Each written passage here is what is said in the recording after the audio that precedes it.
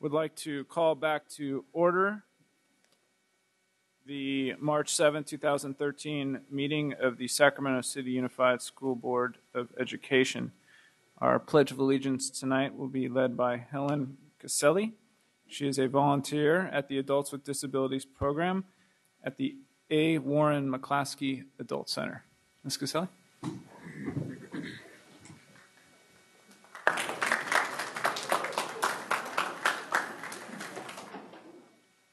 First, I'd like to salute the troops. And now I pledge allegiance to the flag of the United States of America and to the republic for which it stands, one nation, under God, indivisible, with liberty and justice for all. Thank you. Ms. Caselli, just a moment. Thank you for having me here. I have a bio I'd like to read first. Okay. It's about you, so don't worry. Sorry. This is my first. Well, we welcome you. Helen Caselli has been a parent and volunteer extraordinaire with the Adult with Disabilities program at A. Warren McClaskey Adult Center. She has served on the Parent Advisory Committee since March 10, 1993, making this her 20th year of service with the PAC. For 20 years, she has voluntarily come to the school each day, counted the snack bar receipts from the previous day, and reconciled them with the cash register receipt. At the end of each month, she prepares the deposit for the bank. The records she keeps are phenomenal, and the auditors have been extremely impressed with the detailed information she keeps, daily, weekly, monthly, and yearly totals, which are all verified by at least one staff member. Helen is really an integral part of the McClaskey staff. The dictionary definition of the word volunteer reads, a person who offers herself for a service or undertaking without being asked and receiving no compensation. When considering recipients for the Stellar Award, this definition falls woefully short. It needs to be expanded greatly to include words such as caring, unselfish, dedicated, and tireless. These traits only begin to describe a well-deserving recipient, and in recognition of your phenomenal volunteerism, we are proud to recognize Helen Caselli for the Sacramento City Unified School District Stellar Award. Happy 20th anniversary.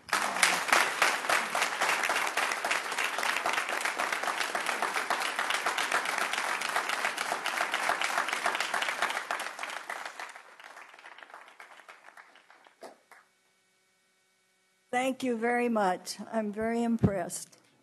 And I want to thank all the people at the school. They are just a delightful bunch to work with. They make my day. I always leave feeling good, and I hope I make them feel that way too. I'd like to introduce my family, if they'd please stand up. Come on.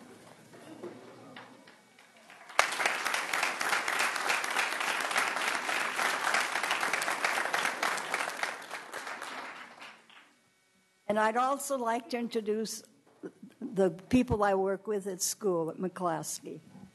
Please stand up.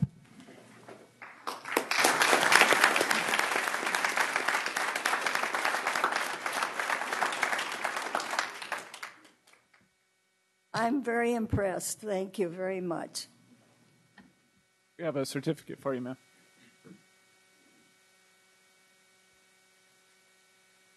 I'm nervous as heck. It's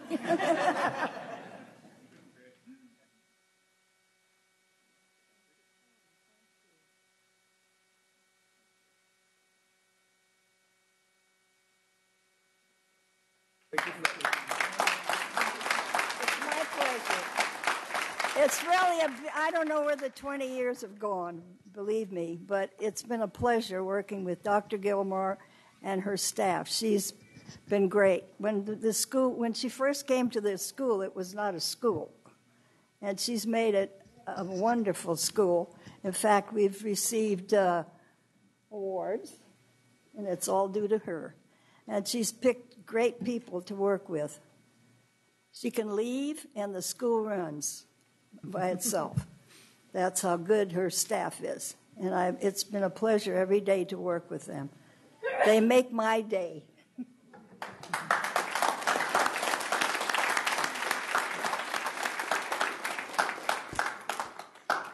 This meeting of the Sacramento City School Board is being videotaped in its entirety and will be cablecast without interruption on Metro Cable 14, the Government Affairs channel on the Comcast and SureWest cable systems.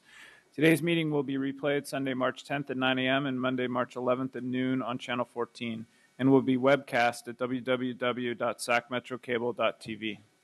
A video copy is also available for checkout from any library branch. Members of the audience wishing to address the board should fill out a speaker identification form located in the back of community room and give it to the Chief Communications Officer, Mr. Ross, prior to the conclusion of the item's presentation. Please speak into the microphone when addressing the board and state your name for the record. Please limit comments during public comment to items not listed on the agenda. If you are found to be commenting on an item that is on the agenda, you'll be asked to defer until your item comes up on the agenda. Please turn off all cell phones or place them on silent or vibrate. Item 5.0, announcement of action taken in closed session. Yes, Mr. President, the board by 5 affirmative votes with 2 absent members, board members Arroyo and Rodriguez, adopted Resolution 2013-E approving notice of intent to dismiss and statement of charges regarding a certificated employee. That's the end of my announcements, Mr. President. Thank you, Mr. Behrens. Do we have item 6.0, agenda adoption? We have 2 changes. I will make the motion to adopt the agenda, but to pull items 9.6 and 9.7. Second. We have a second by Vice President Wu. All in favor? Aye. Opposed? Abstentions? We have an agenda absent 9.6 and 9.7. 7.0, public comment. Mr. Ross. We have 6 comments on 7.0. Our first 4 comments are from Nikki Milevsky, Maria Rodriguez, Grace Trujillo, and Larry Tagg.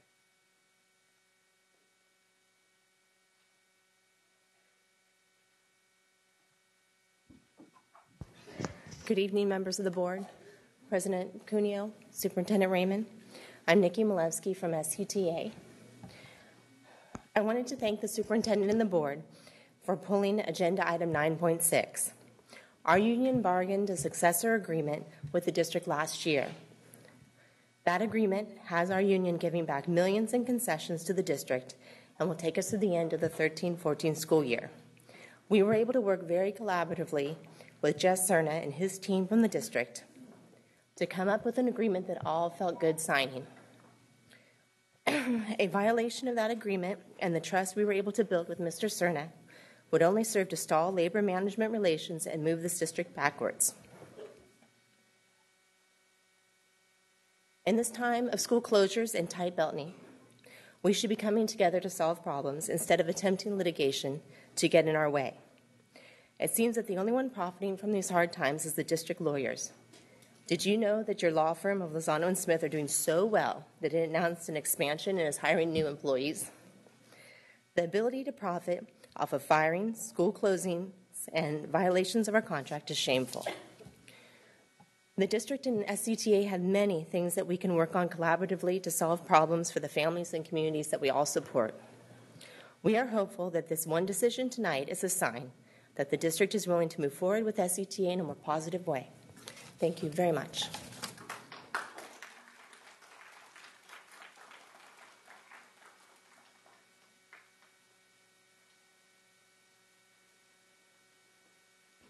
Good evening, President Cuneo, Superintendent Raymond, and school board members. My name is Maria Rodriguez, and I have a son in the 5th grade at Matsuyama Elementary and a son in the 8th grade at Sam Brannan. And I'm really thankful for the education that they're getting and that they will continue to get in this school district. I have 3 numbers I'd like to present to you this evening. 1, 56, and 3.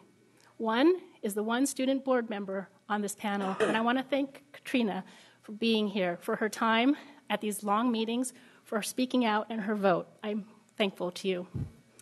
56 is the number that the school right-sizing report says that we are using our facilities, 56%. I believe this number is really understated, and I present to you all numbers that I have looked at each school, I think that we are using our schools more than 56%. I think it does our school district a disservice to communicate to our city and our taxpayers that we are only using our facilities at this level. And I ask you to please relook at these numbers and reissue them. Even this week, Sacramento Bee continues to use these numbers to show that our schools are not being used. And they are being used, as you will please notice in the way I present the information. And 3 is the number of questions that I have unanswered from Superintendent Raymond. Last week, 2 weeks ago, there were a lot of accusations thrown at you guys. And towards the end of the meeting, actually, Mr. Arroyo graciously stated that we can only look at the facts. We can't make assumptions about people's intent. But in the absence of clarity, we will start to make assumptions and assume things. And so therefore, I tried to bring my questions to you. I hand-delivered 3 questions to your office, and maybe you didn't get them, but I also emailed my board representative, Mr. Wu, and haven't heard anything. So my question to the board is, how is a concerned citizen supposed to get their questions answered so they don't start making assumptions? My question. Thank you.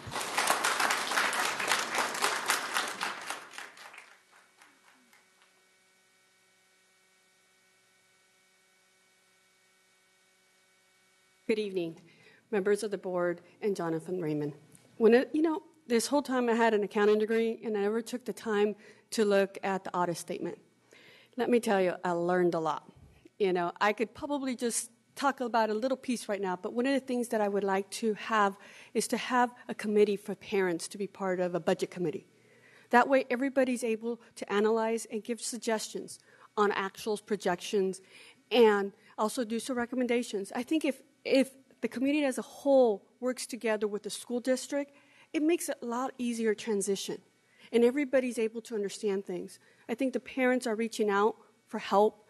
They're reaching out for answers. They don't want to come to conclusions or anything, but the only way to do it is by working together. So my recommendation as a parent, as a community leader, is to have some type of budget committee, a budget committee for the parents to advise the board and for us to all work together. Because you know what? Sometimes as a parent, you could bring in so much, and as superintendent, you could also, and as a board. So we could share ideas and come with conclusions. And at the same time, if our decisions are worked together as a team, it makes a huge difference. I could go back and talk about the budget and the bonds, but I think I'll leave it when it comes to the bond issue. Thank you. Thank you, Chris.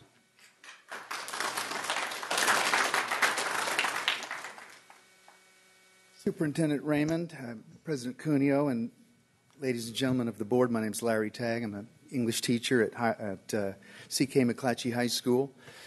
At the last board meeting, the majority of you, in a deeply flawed process, voted to close 7 schools, proclaiming that this was necessary to save the district from financial ruin. We heard terms like fiscal cliff and pulling the district back from the precipice. You painted your pictures of doom and gloom in spite of the fact that, thanks to the voters who supported Prop 30 and our governor's new local school finance formula, our school district will see millions of new dollars beginning next year. There will be an increase in funding next year by $293 per student, or an additional $12.1 million. There will be an increase the following year by $450 per student, or an additional $18.7 million. And by full implementation in 5 or 6 years, there will be a funding increase of approximately 60% over where we are now. None of you cited these figures 2 weeks ago, so I'm putting them on the record now. None of you cited these figures, despite the fact that the State Department of Finance released the figures on February 20th, the day before the school closure vote. As a matter of fact, here is the Sacramento Bee of that morning, showing school closure doom and gloom on the right, quoting many of you, and the governor and the mood on the upswing in the center of the page. Forgive me for saying you seem out of step. Given all this and the fact that these school closures represent savings of less than 1% of your current annual budget, please stop portraying this decision as necessary to save this district from financial collapse. There are many people who are paying close attention who know that this is not true. Thank you. Thank you. Our Our next three comments are from Darlene Anderson, Danetta Garcia, and Alex Visaya Jr.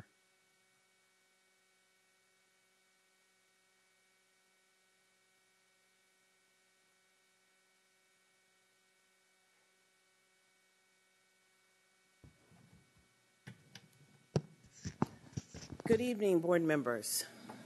It is important that the community engage the board, simply because after Brown versus Board of Education, it allowed African Americans to be educated in the regular public school system. And I'd say about in the 70s or so, but truly in the 90s, the state of California voted that they would honor Prop 209 and not address the failure of African American students or children. Basically, everything is included when it comes to the progression of services for African American children. I have been here so many nights, so many long nights, sharing my concern. When I finally woke up the other night and watched your blatant activity in closing all the schools, you don't have any more regard for the other children as you do for African Americans. They are failing in this district. And as for what you do with special ed, documenting kids are special ed and moving them into alternative programs and saying that they're getting a comprehensive education when they're not. They're merely getting an alternative education, and you're keeping the Title I dollars to do what you want. But I realize this board can do whatever the hell it wants to do because it is an elected body.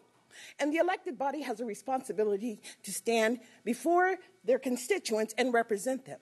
But I see that it's not your concern. And it has never been the concern of the Sacramento City Unified School District Governing Board, simply because we are not addressing the education of the students or the failure of the students. We are here now talking about closing schools that are going to affect families even more. Yet and still, we are still moving down the path. But every citizen in Sacramento needs to know that when you get down to the lowest level and say that is the governance structure, and no one in the state of California can change your decision, it is critical that we remove you. Thank you. Thank you, Ms. Anderson.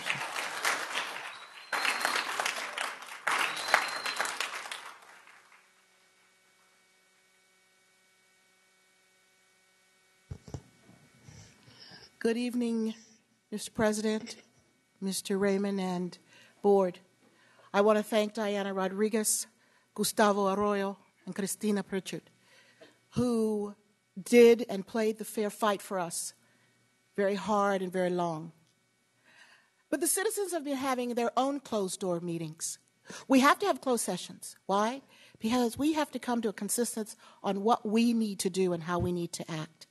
We are not going to be paper tigers on this one, even though Mr. Kennedy reports that every closure I was on, well, no one came to the table. It was a paraphrase of what he said not too long ago. I should tell you that we have decided that you, as public employees, those of you, Mr. Wu, Mr. Kennedy, Mr. Cunio, Mr. Raymond, and Mr. Hansen, we have decided that as public employees you will be disciplined. We have decided you may be dismissed, and we will move every mountain in every effort to release you from the obligation that for some of you, the money you get isn't enough, as was reported by Mr. Hansen. When there is an affront to one child anywhere, there is an affront to every child everywhere. None of you cared enough, aside from the members I spoke of earlier who did their best, to make sure we did not endanger them.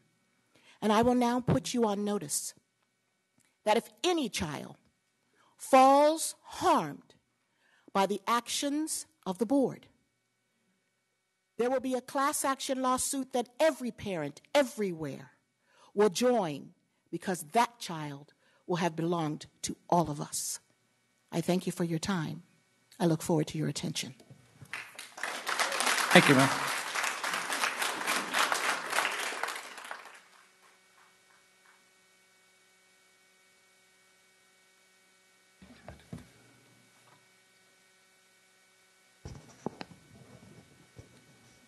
Distinguished Board of Trustees, Cabinet, and staff, Board President Mr. Cunio, Superintendent Mr. Raymond, good evening. My name is Alex Visaya, families and student advocate. I am convinced that educating our children is a given. That's the law in California.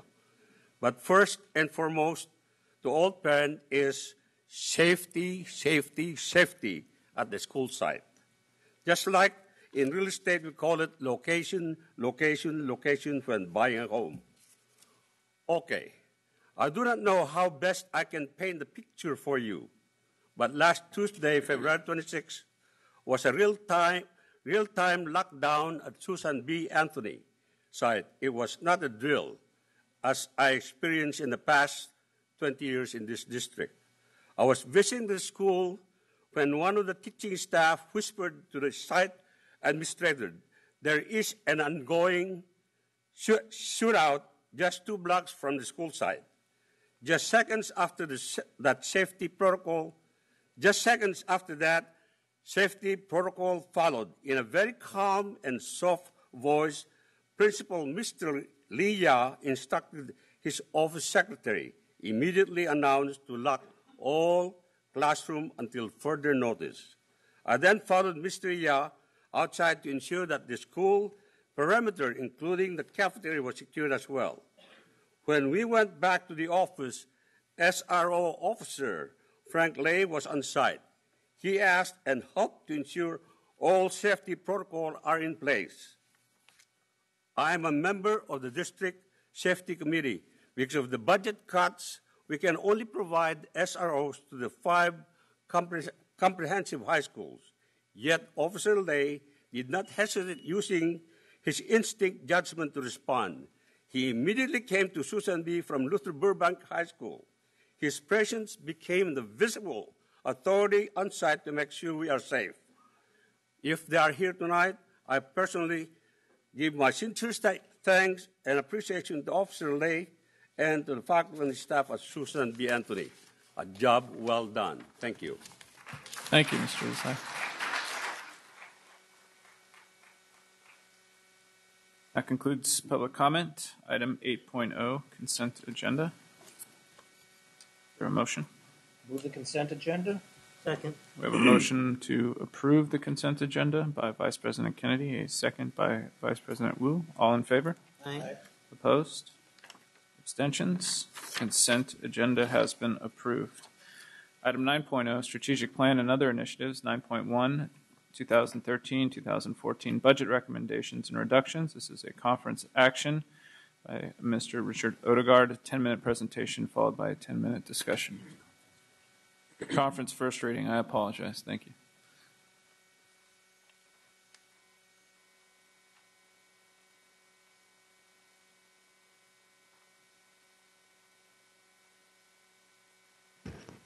Good evening, President Cuneo, members of the board, and Superintendent Raymond. Tonight, this is a precursor of the second interim, which we will be bringing to you at our next meeting. But tonight we have to discuss for information and then action on the 21st budget reductions that at this point in time we are projecting will be necessary as we develop the 13-14 budget.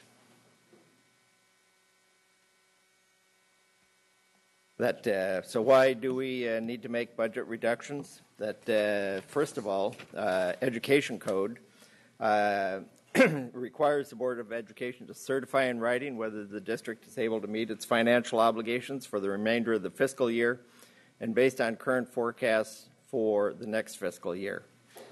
Also, the reason is that our budget has got a structural deficit that results from a fundamental imbalance in government receipts and expenditures as one that is opposed on short-term factors.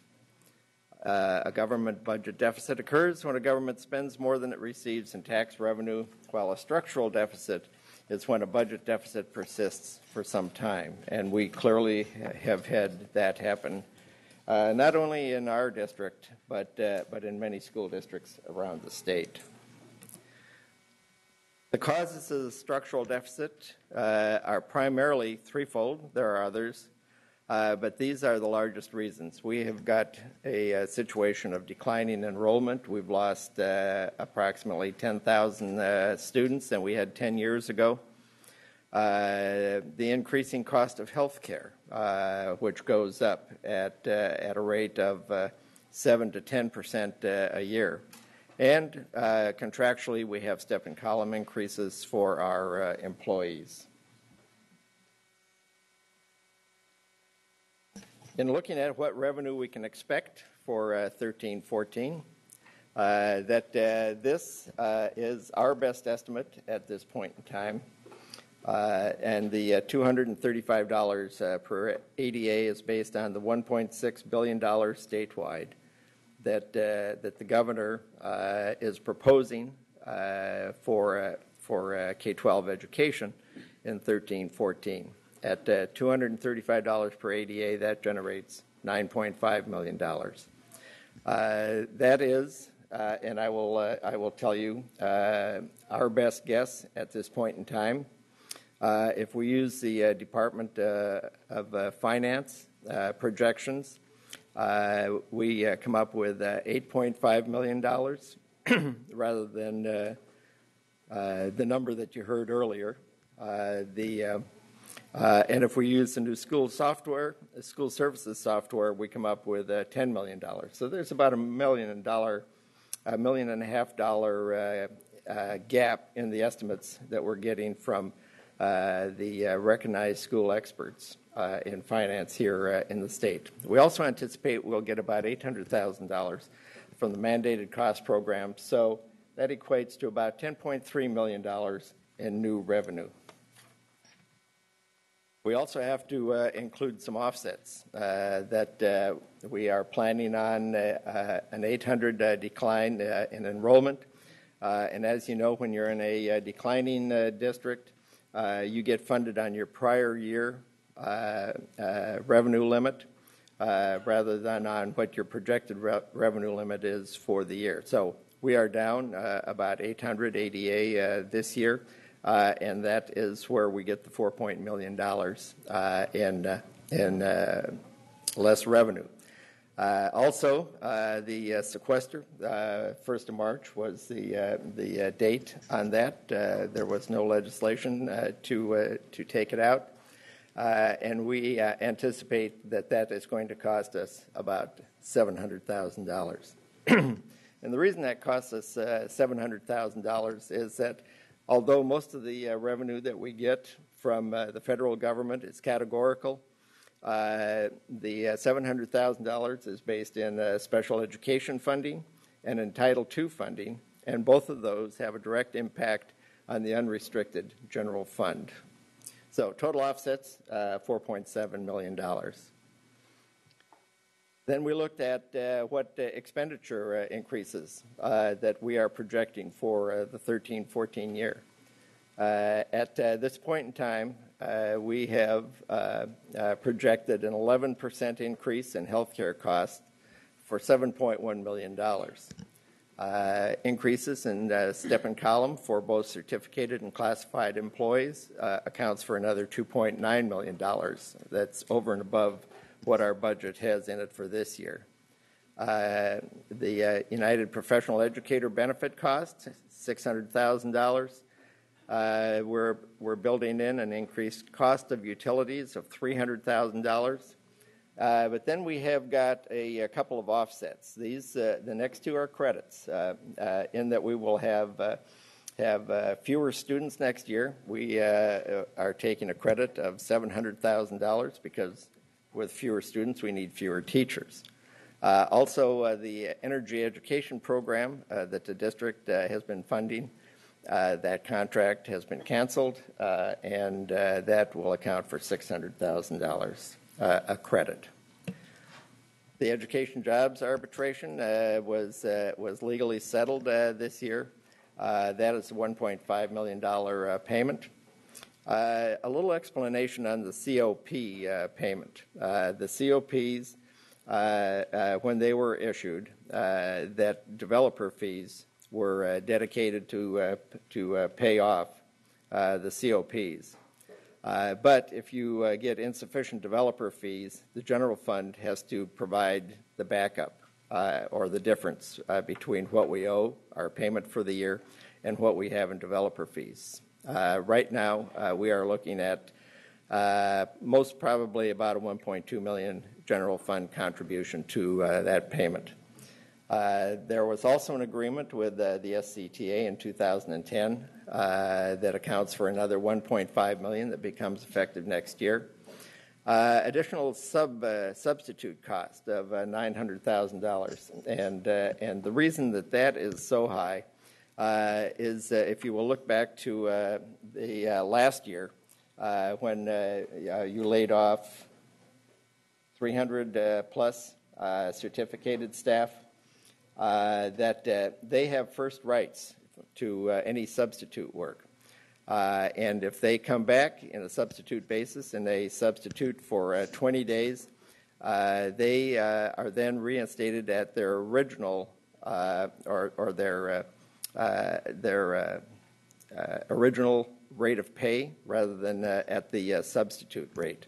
And so we have had a significant number of certificated staff that we're paying at the pay scale rather than the substitute rate. Safe Schools, an additional $300,000 for SRO costs. That we have built in additional teaching staff, and I'll talk to this one a bit more later, of $2.5 million. An additional budget for legal costs. And the reason that is in there is we took a look at the trend analysis of the legal costs, and we have historically under budgeted for legal costs. I think that this gives us a truer number of what we can really expect to pay. And then there was additional staffing in small high schools for $1 million. So our total expenditure increases, we're looking at $18.9 million.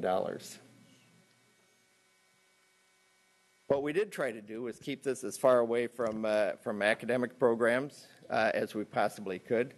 And so when we took our budget reductions, we stayed away from priority schools, language immersion programs, the IB program, Waldorf schools, small high schools, specifically in linked learning, and in the early K program.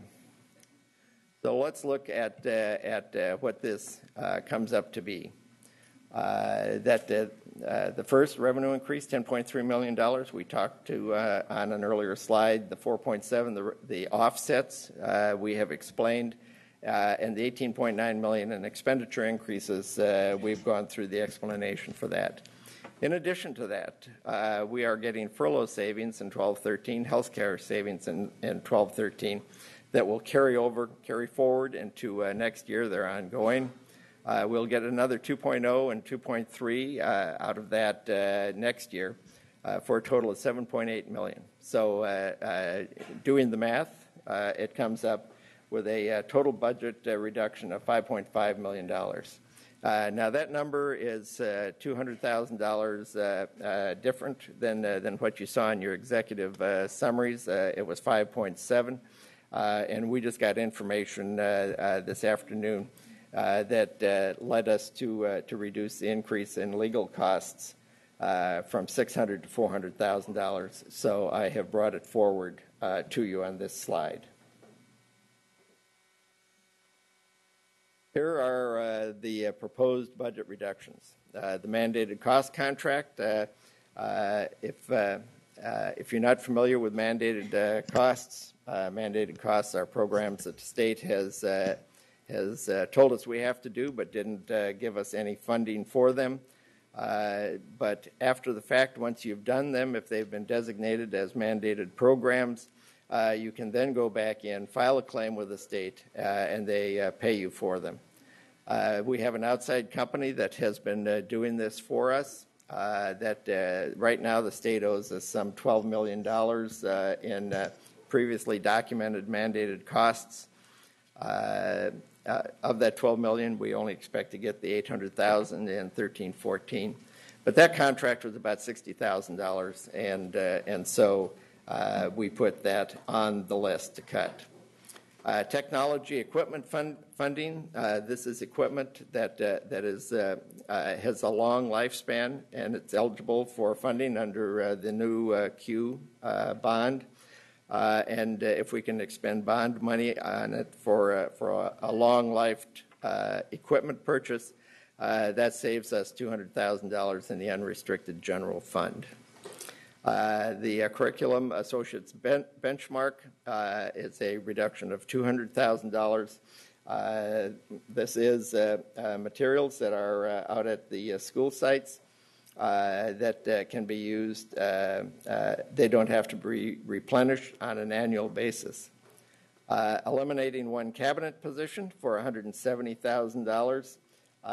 This is part and parcel of a potential reorganization of the cabinet that will save us one position.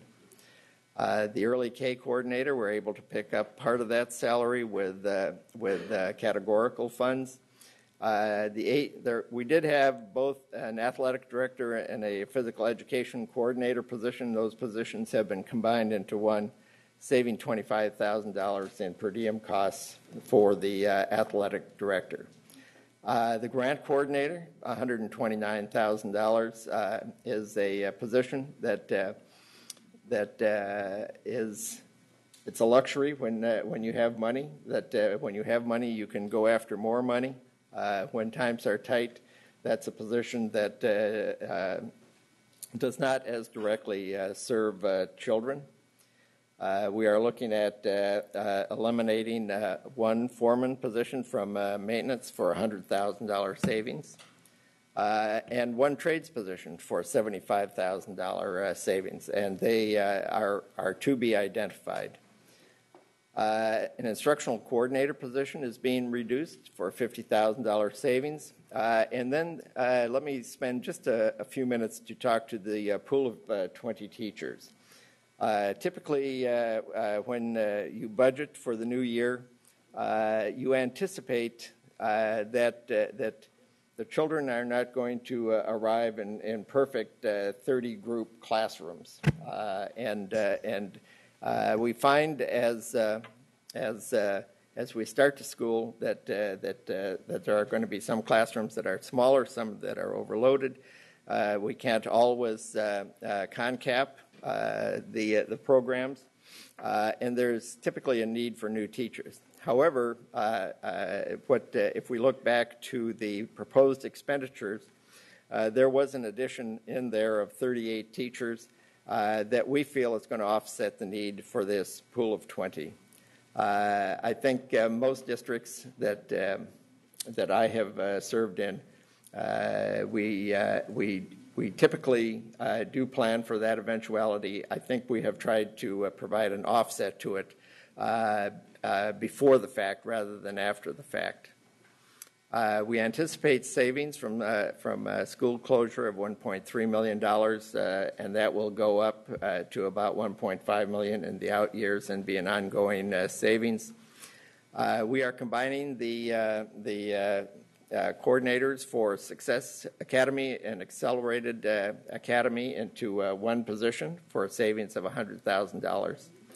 The adult school had reserve funds in the amount of about $1.4 million. That adult school is a Tier 3 program, as you'll recall, and gives us the availability to sweep those reserve funds to offset our budget shortfall for next year. And then Common Core for $650,000. And just a short explanation on that is that Common Core can be funded by categorical dollars. However, without taking board action to say we do not have sufficient unrestricted funds to keep this program, we'll take board action to eliminate the program. And then we turn around, and at that point, it becomes legal. We can supplement rather than supplant by using categorical funds to pay for the program. So the total proposed budget reductions are $5.7 million.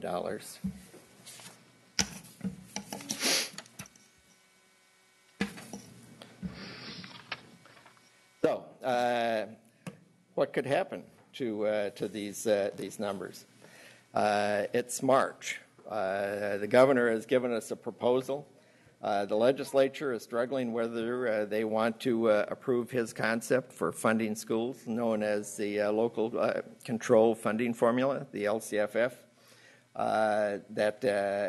And so we don't know what action they will take. They may approve it as written. They may change it. They may come up with something totally different.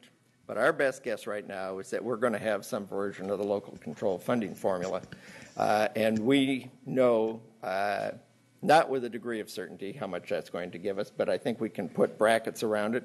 We have parameters, so we can come up with a good estimate of what we're going to get in revenue. We haven't finished negotiations with the healthcare providers yet to this point. If they should happen to come in less than the 11% that we have predicted, there will be savings.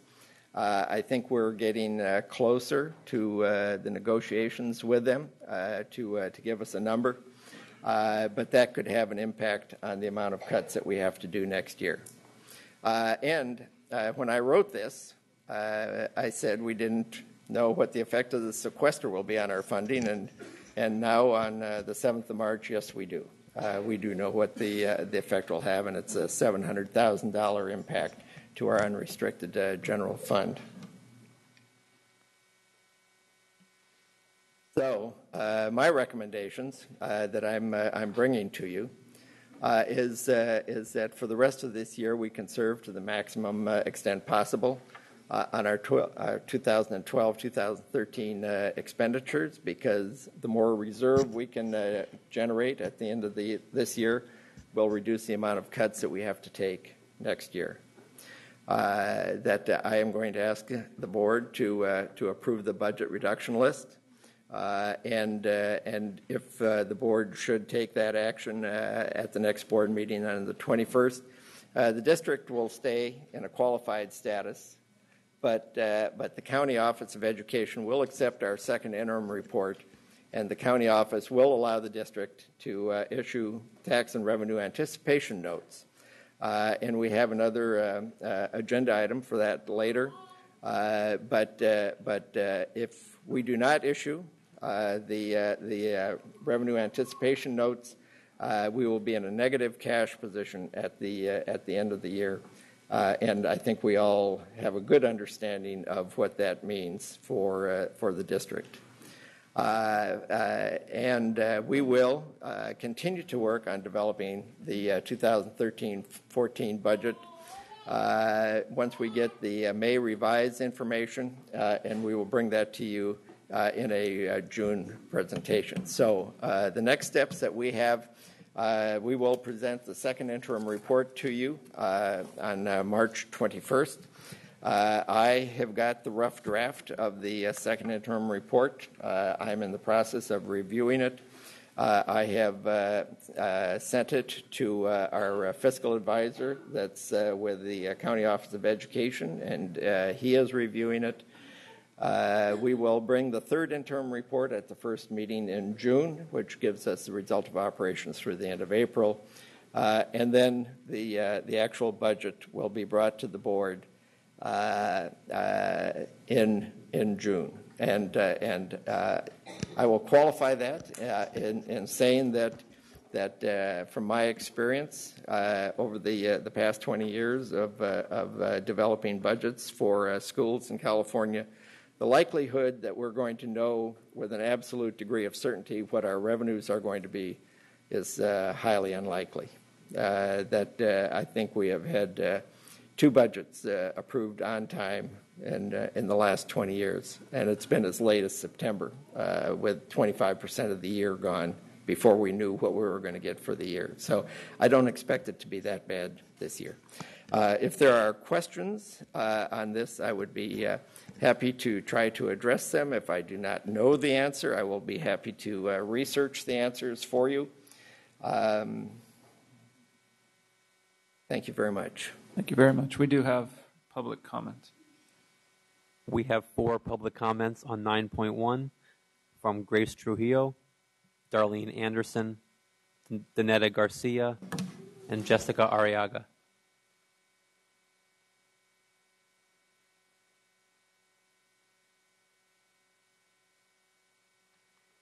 Hello, I'm Grace Trujillo. I should say good evening, members of the board, and Jeff Cuneo, and Jonathan Raymond. One of the things that I'm concerned about, I always talk about the future, and I think it seems like we're going to be in a deficit next year as well, too. So this time, please embrace the community. Please take us into consideration. We want to be part of it because it's easier to accept whatever has to come. Everybody's here. You see the public is crying or begging or pleading to hear from you guys and to give the input. Not just selected tax individuals, but the community involved. Also, one of the things that I suggested, just reading on the budget for the audit, I know I'm put on the audit report, it indicates on here, embrace. On page 10, embrace the community. That's part of you guys' audit strategy, and report. This is what you guys need to do, because if you do that, we wouldn't be in these situations where people are upset or people want to file lawsuits and save money. Instead of sending all our energy fighting and pleading, putting lawsuits, getting signatures, doing recalls, doing all this, we should be figuring out how to help, how to make our school successful, how to do the positive things. We have so many people and so many parents with so many different talents, but they're not being fully utilized. That's what I'm asking now. Just to give you an example of the bond measure. The bond measure were passed. We're paying close to $3 million in just interest alone in some of them. That's from the general fund that could be used for schools. Okay? $38 million, and that means that we're just paying on principal. The principal is going to be paid in 2030, okay? So hopefully with this Q&R measures, we're not going to be getting mortgages or these balloon mortgages that's going to have a great impact on our kids. And some of the kids' schools that were done, repairs were done, are being closed. These are the things that we need to embrace and we need to talk about. Thank you. Thank you, Chris.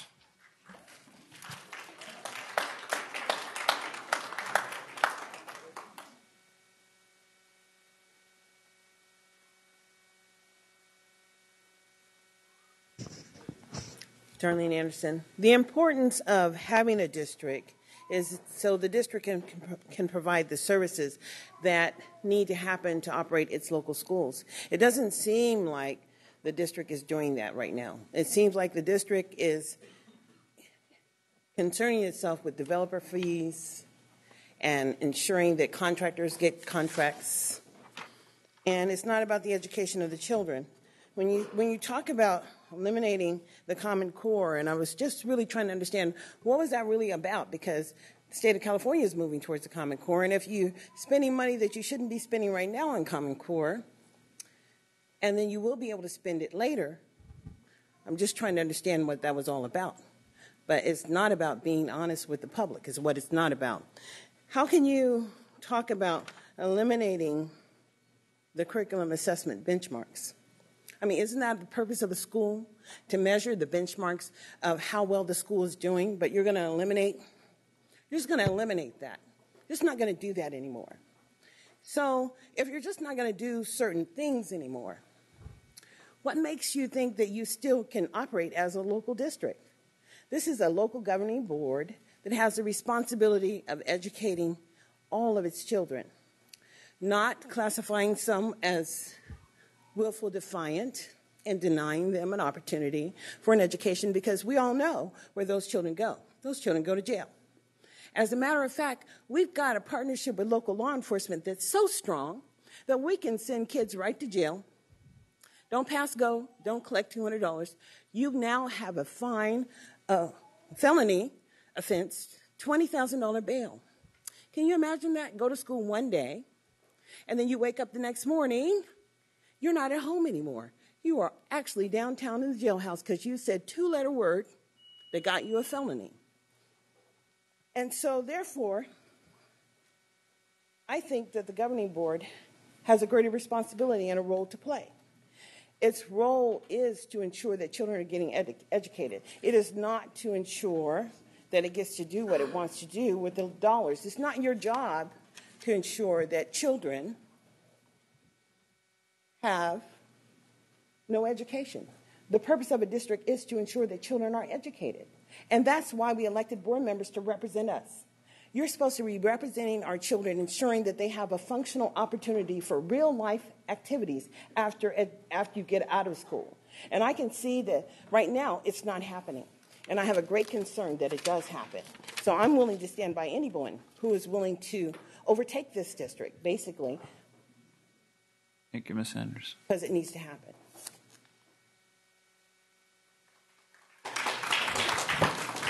My name is Zanetta Garcia. Again, good evening. I will give my remaining minutes to Darlene. Darlene, please continue. There are so many things that are in this reduction of services that will no longer be continued. Elimination of one cabinet position. One cabinet position, how many people do we have sitting on the cabinet, and what kind of decisions are they making to ensure that fiscal solvency is happening? If they're not going to touch any of the superintendent's high priority schools, should you just live on that side of town to make sure that you're getting an education? And then if you live in the South area where Diana Rodriguez's schools are, or where perhaps Gustavo's schools are, then you perhaps may not receive the same level of quality education because your school wasn't a high priority school. How much money is really being spent in the high priority schools? And how come the public is not getting a monthly update on how well we're doing with dumping that kind of money into those programs? There are just so many questions the public could ask, but the board is not responding because the board does not have staff do presentations on how well we're doing. Every time we come here, we're talking about cuts, and we're talking about perhaps school kids will not show up. You know why they won't show up? They won't show up because their neighborhood school closed, and quite frankly, they can't get there anymore. So you're expecting a decline in enrollment. Well, you probably will have the decline in enrollment. They will be sitting at home in front of the television because they can't get to school. And quite frankly, this board is not looking out for the interests of those children. They're looking out for the interests of the developer fees. And perhaps who else may have something that they want to be built in this district, because we don't have a lack of that.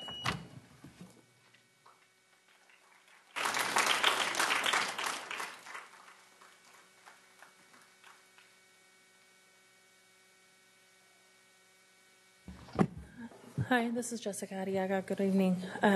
There's a couple of things I wanted to address. One of the things was presented about healthcare benefits and the rise and the increase that you're going to incur. You're absolutely right. That is going to go up and is going to continue to go up. That is not a trend that is going to go away. But if you involve the community, I'm in the healthcare industry, I can tell you private sector is making creative solutions to reducing costs to healthcare benefits and how they can be applied to the employees in the state. I think it's time that the public sector reflects what the private sector is doing. They have to make changes and they have to deliver the same benefit but just in creative and thinking outside of the box. And I'm sure if you looked at it and you assessed for it, you might find a creative solution. But you have to be willing to look and negotiate.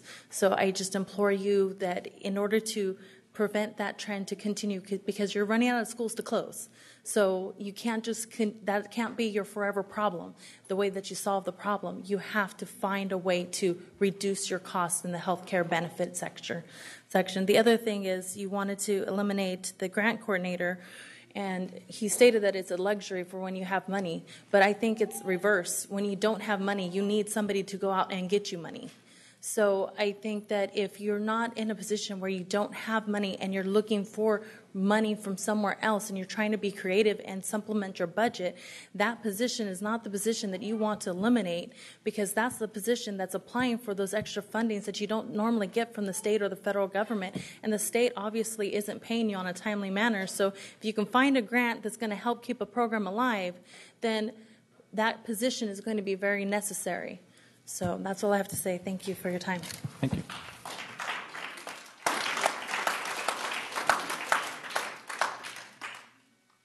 Board Member Pritchett. Thank you, President Cunyo. Actually, I have some questions for put this on.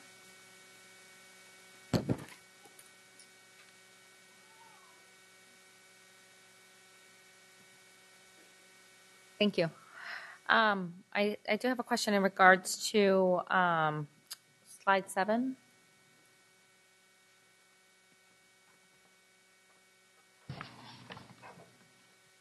Yes.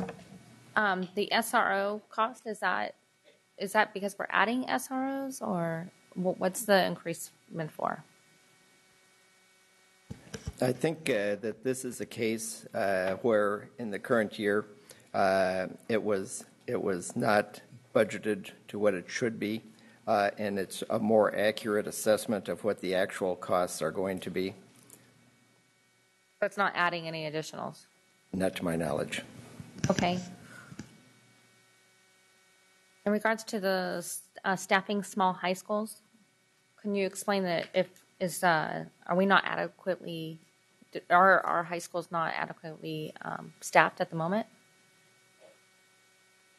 That I may need help from one of our expert area superintendents that sat in on the one-stop meetings.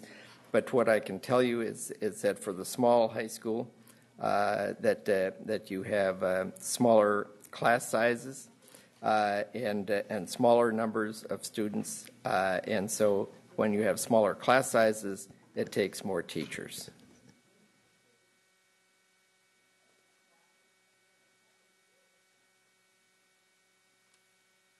On slide 11.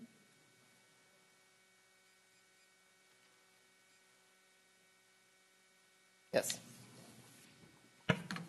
Got that? Okay. In regards to the adult school reserve funds, are there additional funds like this that are reserved that we there have? Are. There's right now they have a total ending balance of about 1.4 million. We are sweeping 660,000. We are leaving some funds there to serve as a cushion for their programs in case their revenue projections do not materialize. Okay. I'd like to request for the board to receive a list of all reserve funds. There are only certain ones that we can sweep. Adult school is one. I just want to know Sure. where we have them, and if you can mark which ones can be swept at the time. That we can certainly do that. Okay, thank you. That's all I have. Thank you, Board Member Pritchett. Vice President Kennedy. Thank you. I seem to ask this yearly, just out of concern, and the young lady brought it up.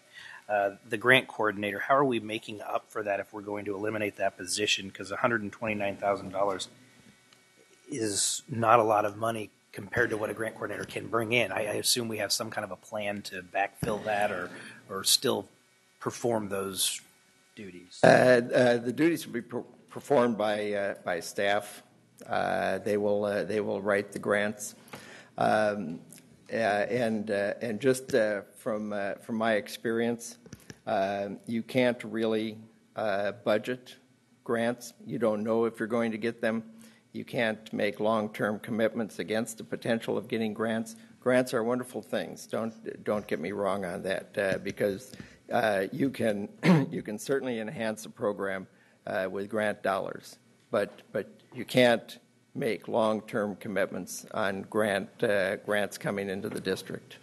Yeah, I understand that, but I'm a little concerned with this one because I think that I don't want to cut $129,000 and risk losing potentially millions of dollars. I understand we can't count on it, but grant writing is a very, very specific talent and skill, I have tremendous respect for our staff, but I feel real good knowing that there's someone out there who's focused on bird dogging and writing these grants. I'm a little concerned that we're maybe being a little short-sighted by saving a small amount of money and potentially losing the opportunity to go out and find and get significantly more money? I don't have the numbers with me, but I will provide to the board how much that we have taken in over the past 2 years from the grant writers' efforts. That would be helpful. Thank you very much. Any other board member Rodriguez? Thank you. First of all, Mr. Odegaard, I really thank you for taking the time to talk to me about my questions on budget. So I thank you for that. But I'm going to reflect back to that conversation that we had over the phone one evening where I asked you where you thought the major problems in our debt are, well, where the debt was occurring in our district. So do you recall the areas that you had pointed out? If I remember the conversation accurately, and please help me if I don't, that I think it had to do with the structural deficit of healthcare cost increases, step and column increases, and CPI increases, which, although at a lower rate of percentage, affects much of the budget as well. And for the public, what is a CPI increase? It's a consumer price increase, and I don't recall the number off the top of my head, but I think it was in the area of 2%. And how does that affect our budget? Cost of materials and services. Okay, so, I too have studied our district's audit, and I agree with you about OPEB, which is other post-employment benefits, which is our health care, correct? Yes, other post-employment benefits and specifically health care. That's correct, yes. And when we look at the budget, and I looked at the last 3 years of the budget, but let's just focus on this particular year, and I'm looking at this from our annual audits. Do we fulfill our payments to OPEB every year? No, we do not. And what rate do you have that number off the top of your head, or even if it's just for this past year that we just got audited? If we were fully funding our OPEB costs, our annual required contribution, the ARC, would be in the vicinity of, to the best of my knowledge and memory, about $40 million. Yes, around there, yes. But how much are we really paying into that? We did put a $3 million payment in December based on an agreement. There is nothing budgeted for a routine annual contribution. Yeah. And where does that balance go to after, if it's not paid this year, then where does it reside on our budget? The unfunded liability will be reported in the annual audit report. That we are in the process of doing an actuarial study. It was started in December. We should have the results in by next summer. I think my best projection is that it will come in the area of about $650 million. Which is an increase of close to about $100 million, correct? From the last time from the 2010 actuarial study, yes, I think that's a ballpark number. Yes. Yeah. So from OPEB into unfunded liability, we have a structural debt issue. It's real money. It's that the district owes for promises that it has made over the years for lifetime health benefits. Yes. Are we continuing to provide lifetime benefits to employees? Yes. Yes. And speaking about the audit, and we had one of our public commenters come forward, and it's highlighted here in your presentation on COPs, but COPs and bonds are calculated at the same budget line in the audit. And so do we collect enough tax revenues to cover our bond debt? Yes, we do. That if I could just clarify a point on that comment is that bond interest is not paid out of unrestricted general funds. It's paid out of the property taxes based on the assessed valuation of the property. Ad valorem. Yes. So what are we at right now as a district, as a county, with that number? Our total annual bond payments? No, the ad valorem. Oh, assessed. I'm going to have to research that and get back to you because I don't know that number off the top of my head. I'll be glad to do that. On bond issues, we are limited by Prop 39 to a maximum of $60 per 100,000. The Q&R, I believe, we're in the bond campaign. I think that Q had a limit of $44 and R $10. Legally, each of those could go to 60. But my understanding is that the district's intent was to limit them to 44 and 10.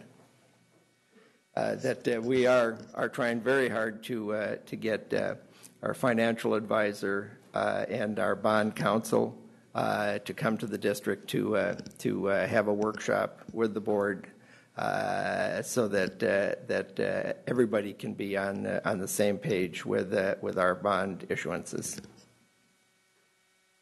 So you say on the bonds Q&R, 44 per 100,000 and $10 per 100,000, and you said that legally we could go to 60. That's the limitation, yes. The limit.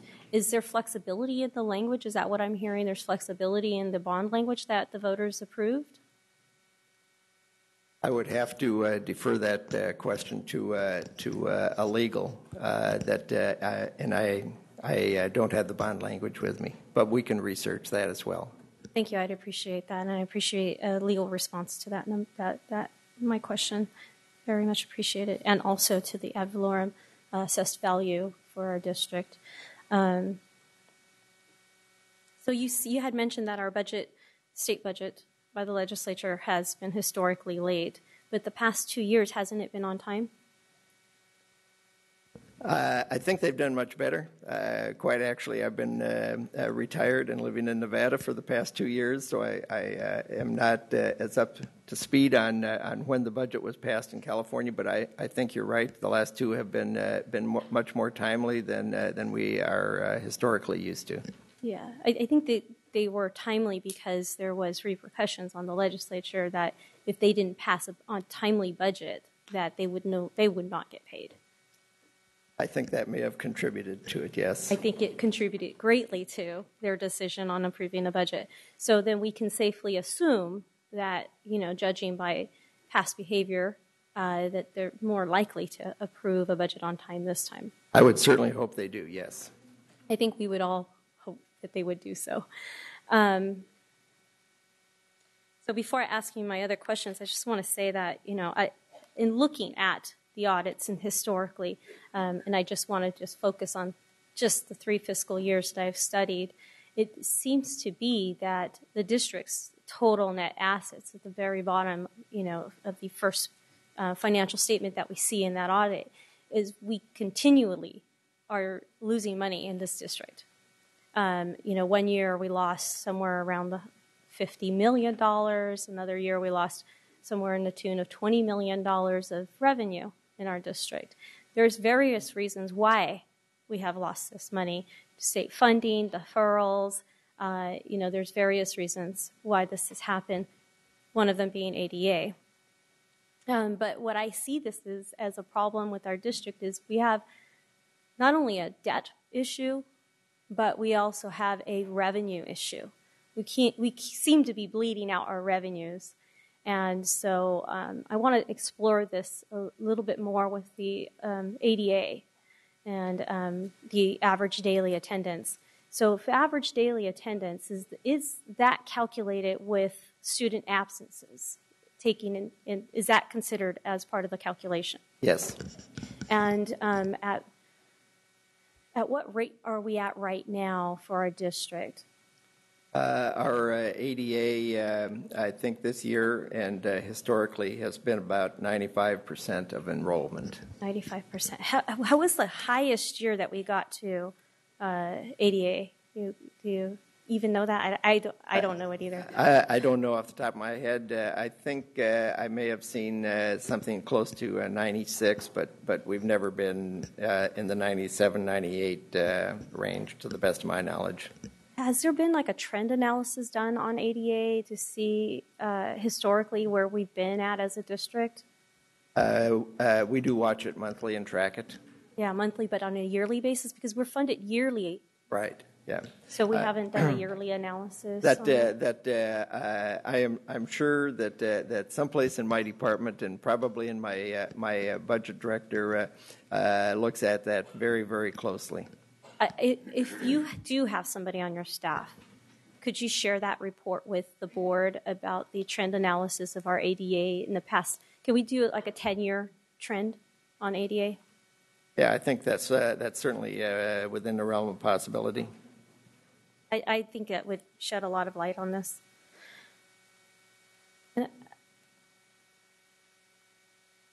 I'm focused on ADA because of the decision to close 7 schools. And I know that you and I have discussed the natural fall of ADA because of closure of schools.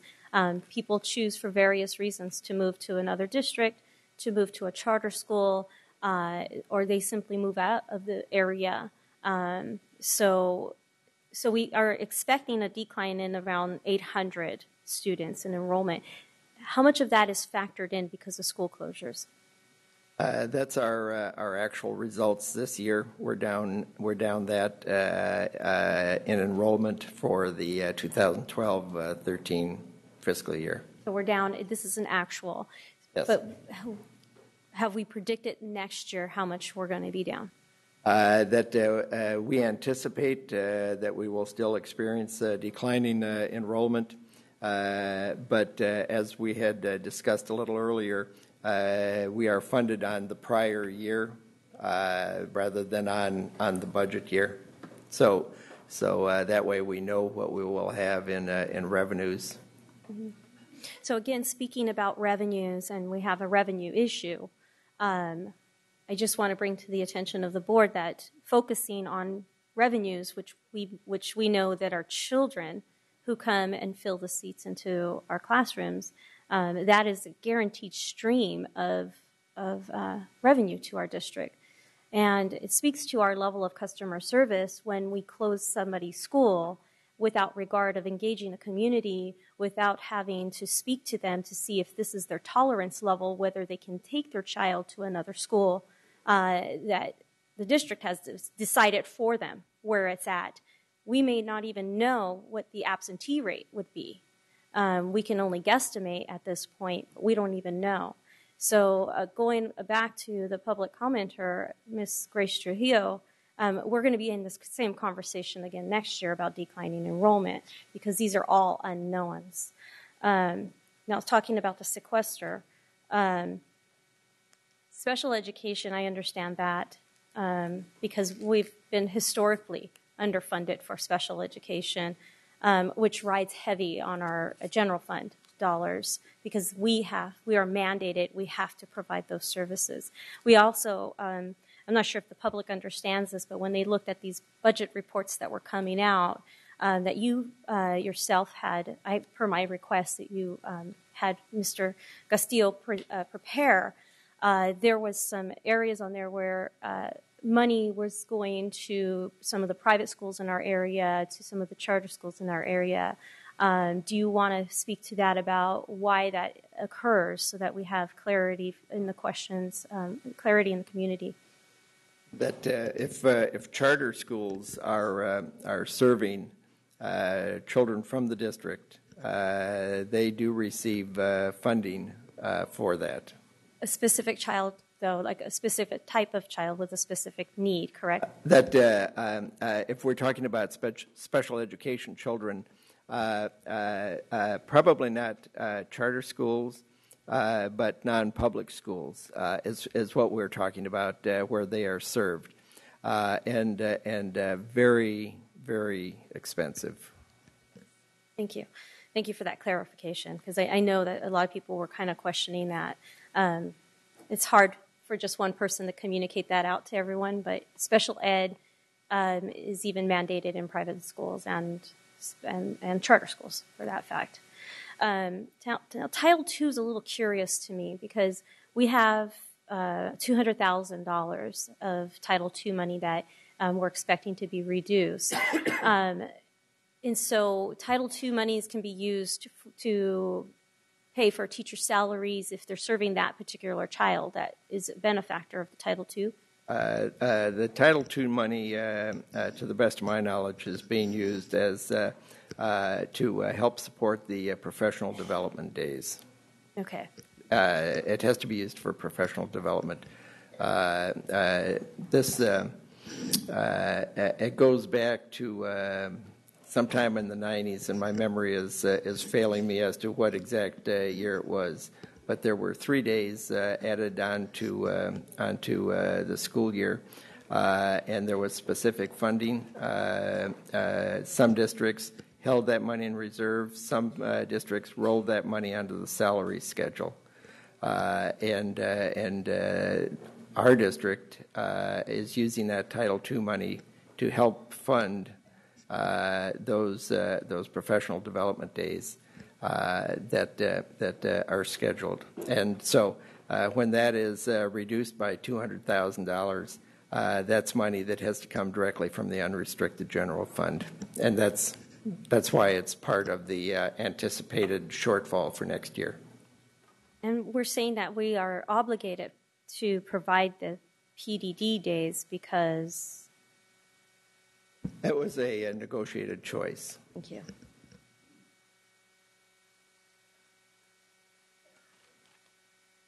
On slide number 7 is probably where I have the most of my questions.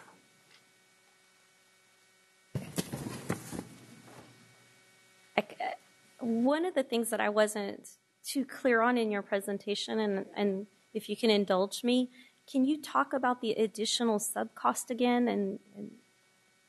Yes, I would be happy to. When a certificated staff member is laid off through a reduction, a layoff reduction like the district did last year, they will oftentimes stay in the area and work as a substitute teacher. Our substitute teachers are paid on a certain daily rate of pay that is significantly lower than the average daily rate of pay for our certificated staff. If they substitute by law for, and Jess, help me if I give you the wrong numbers, for 20 days, then they are reinstated at their normal rate of pay rather than being paid at the substitute rate. And we have had a significant number of people that have fallen into that category. The only difference then in what they are being paid and our normal certificated staff is that they do not qualify for health benefits. Did I state that accurately? That's correct, and that's by statute that teachers who are laid off must be called back for substitute assignments in order of priority of their seniority and credential. So we do have we do have a cost savings experience because we're not paying for their health benefits, even if they're over the 20 days. Yes, that's correct. We're saving the health costs, but the differential between the normal substitute rate and their daily rate is significant. Significant. $900,000 significant. Yeah. And then their retirement benefits, are those continue to be paid into as well? During that time, no, they're not given surge credit. Okay, because they're considered temporary staff at that point. Okay.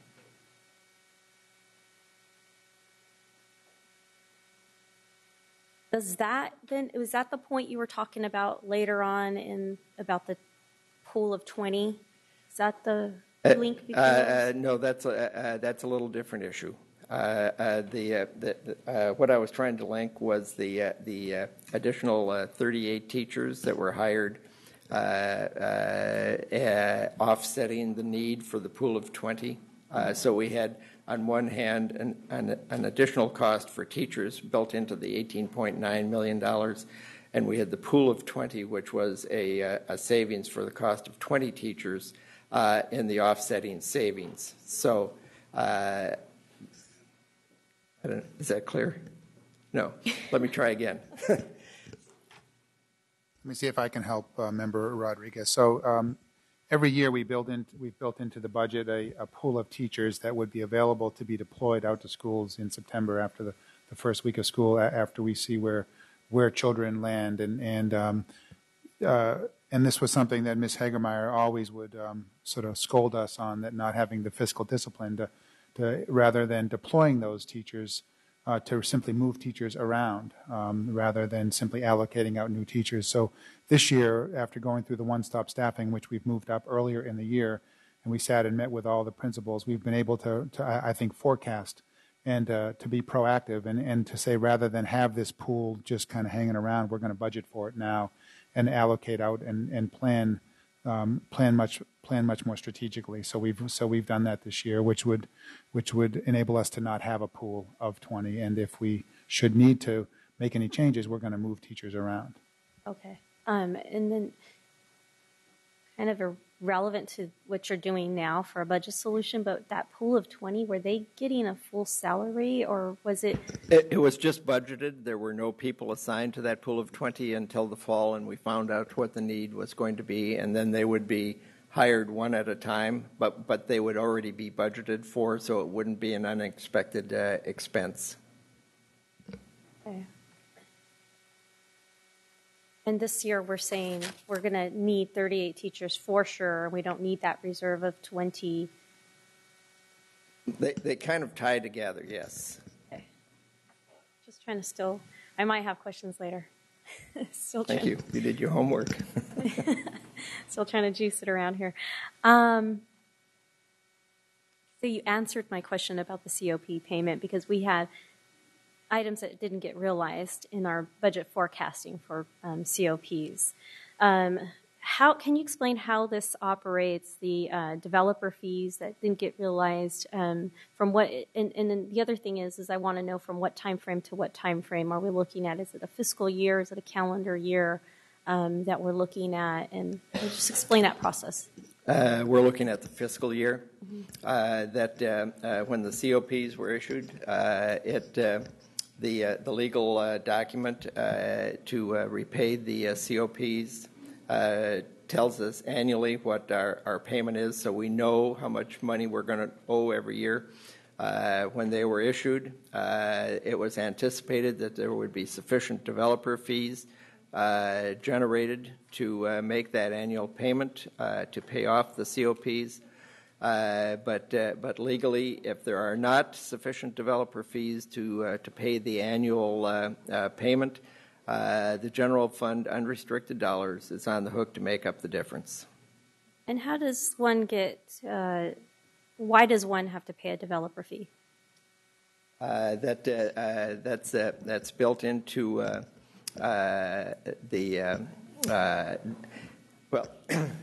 without going too deeply into this, if I can just say, when we have new construction, it indicates that there are new people moving into the district, and there's assumption that when new people move into the district, that they will bring children, which will generate a need for additional buildings, additional schools, and so there is a fee assessed, a per square foot fee assessed on construction in the district.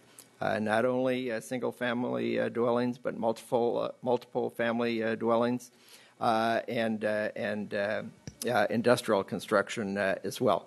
They're all at different rates, but that's where the developer fees come from, and why they have something call developer fees.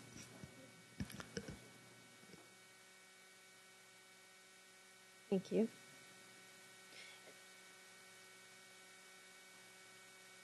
I mean, it's not fair because they're not here, but our fiscal advisor then, were they looking at our historical trend in enrollment of children in this district?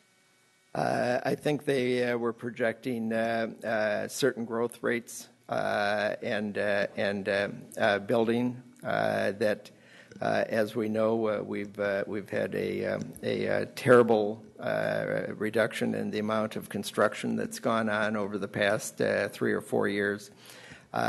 When these were issued, I'm sure they made as conservative an estimate as they thought, but building has slowed down to the point that the developer fees are not covering the cost of the payments. Thank you.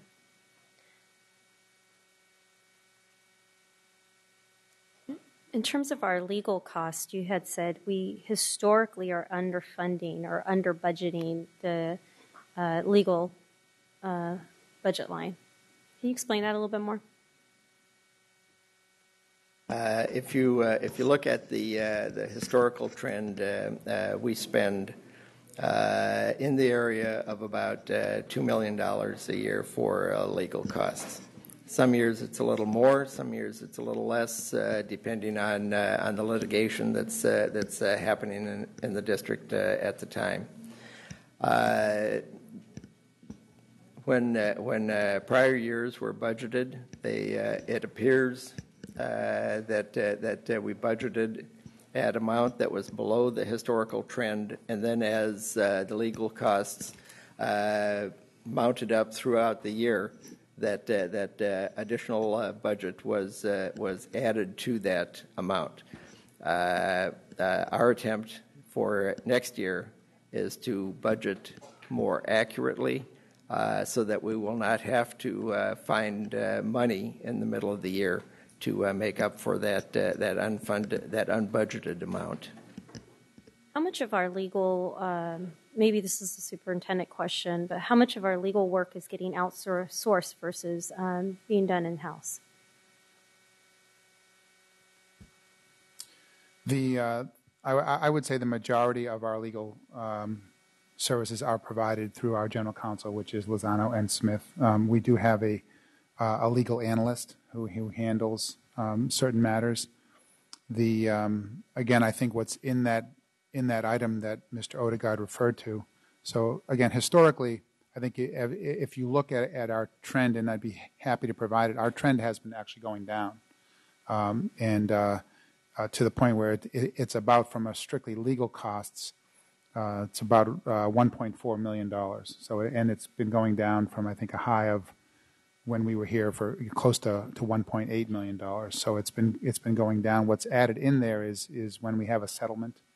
We might have lawsuits from time to time. They're ongoing, or we have disputes, and those get settled, and those aren't historically haven't been budgeted for. We historically we've been budgeting about $1 million for our legal budget costs, which have not been enough. So this is an attempt to budget accurately, which we're projecting those legal costs to come down even further to about $1.4 million.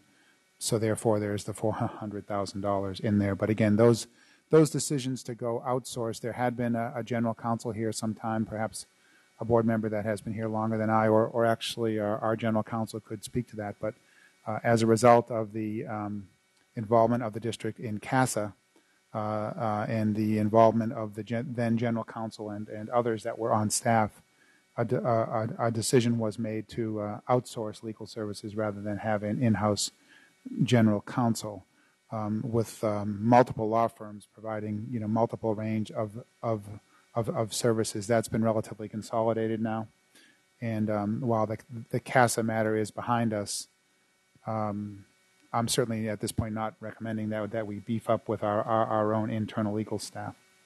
Yeah, I agree. I wouldn't want an internal general counsel, but I would like to see which items that we're currently outsourcing that are routine, that could be done by in-house counsel, but not general counsel, can still go to an outsourced legal contractor for our larger issues.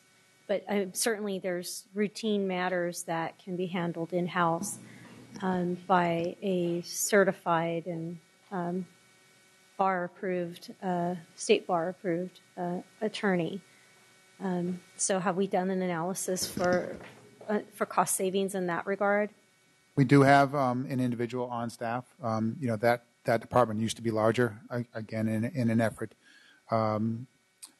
3 years ago to really right size what I'd say was the district office when we cut between $4 and $5 million out of the budget at that time. That department was greatly downsized, but she handles all our public record requests. She handles routine correspondence. She handles our board policies and the revision of board policies. She works closely with our legal counsel and any efforts where we can utilize her services versus going out to outside counsel or general counsel. That's what she's here for. And again, I think we think it's best to be as lean as we can, with our own district staff. If I could just interject, I have had the good fortune to work as CFO for the 3 large districts in Sacramento, and although it sounds like a huge amount of money, it's very much in line with the other 2 large districts in annual expenditure. Thank you. Christina Pritchett, our board member, had made a request earlier about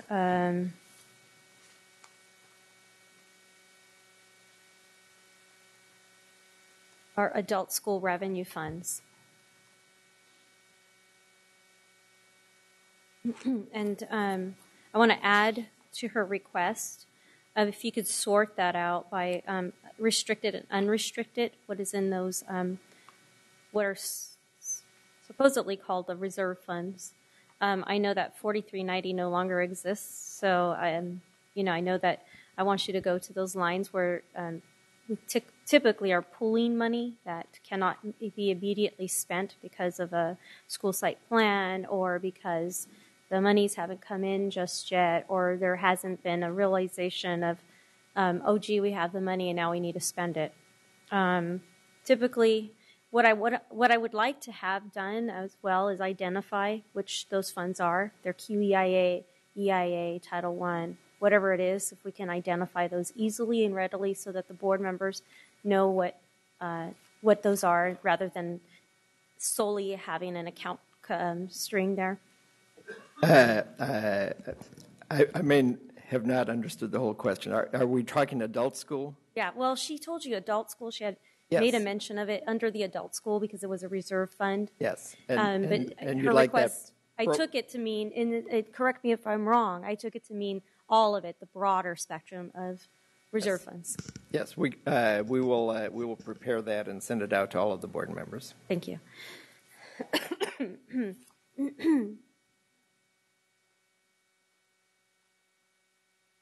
I'm going to save this one for the last. The grant coordinator position.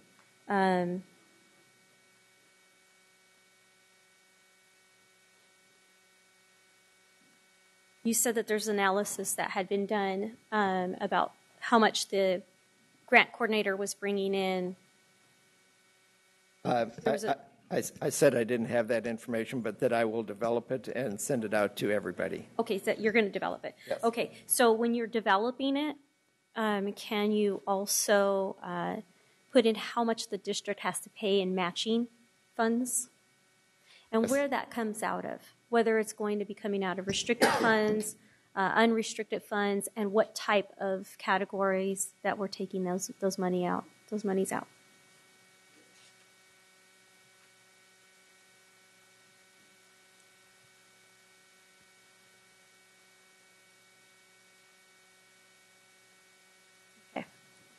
staying on this slide, the staffing of small high schools. I want to see if I heard you correct. So the small high schools have smaller class sizes and they need more teachers. If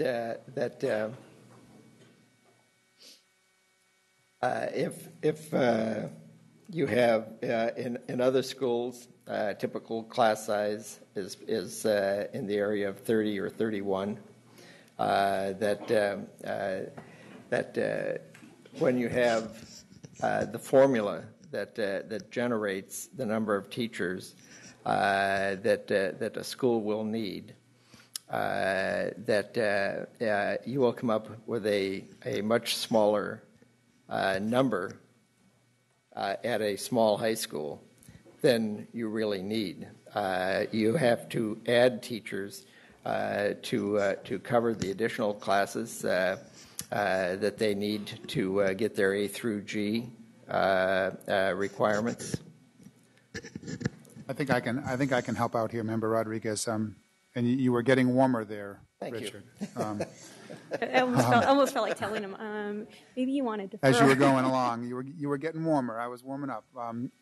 So I think one of the challenges with the small high schools, and again, this is around linked learning in particular, as our small high schools are all linked learning schools, is that with the programs that they offer, where you have an academic core and then you have a technical core, and other kinds of supports, and again, still trying to make sure that all of our young people get the A to G requirements in order for them to graduate.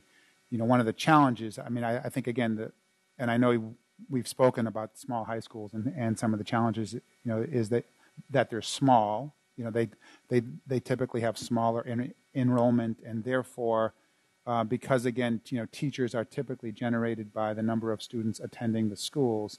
In order for them to get all the electives that they need, and in order for them to now have the technical classes that they need, which I think makes linked learning, so special, is because the learning is real. In order to make those programs successful, we have to add some teachers to ensure that the children are able to get the electives that they need, particularly in the technical areas.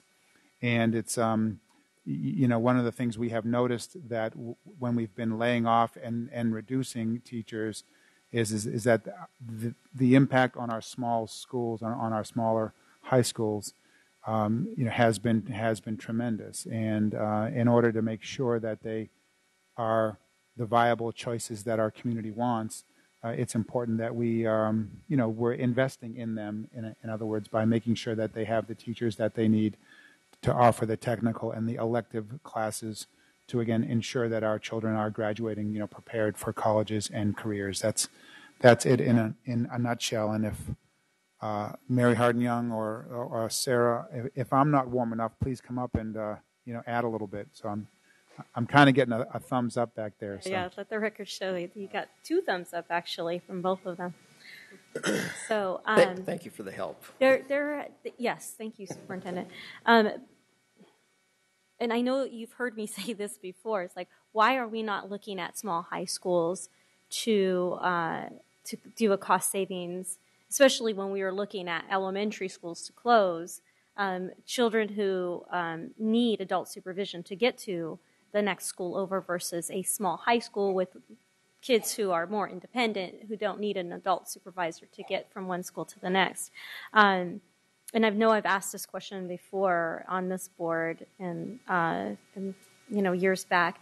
Why are we not? I love the concept of small high school, of the programming at the small high schools, but why are we not taking into consideration moving the program and the students into a more comprehensive high school environment so that we don't have to spend additional money on staffing?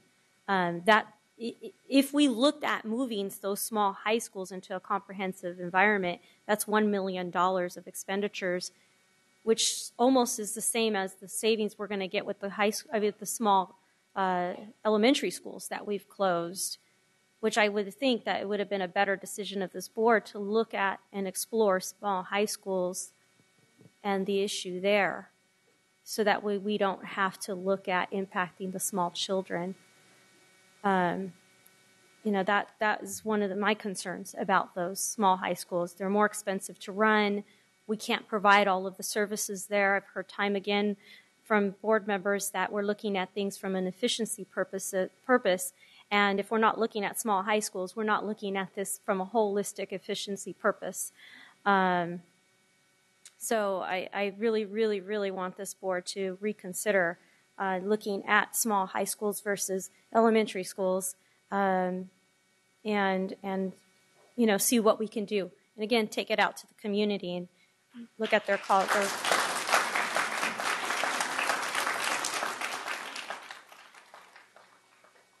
Along with the lines of that, I want to know the demographics of the small high schools and who they're serving.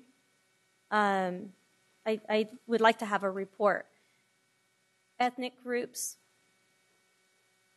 and include the social economic disadvantaged group, ELL, and special ed.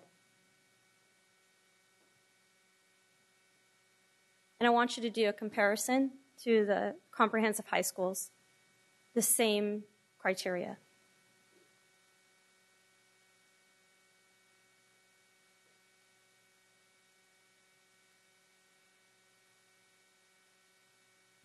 I'm sure we can do that.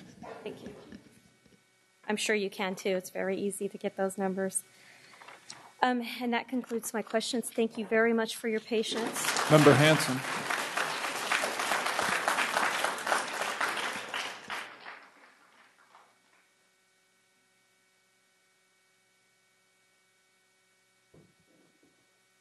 Member Hanson. Sorry, I tried to speak up when the clap started. Thank you.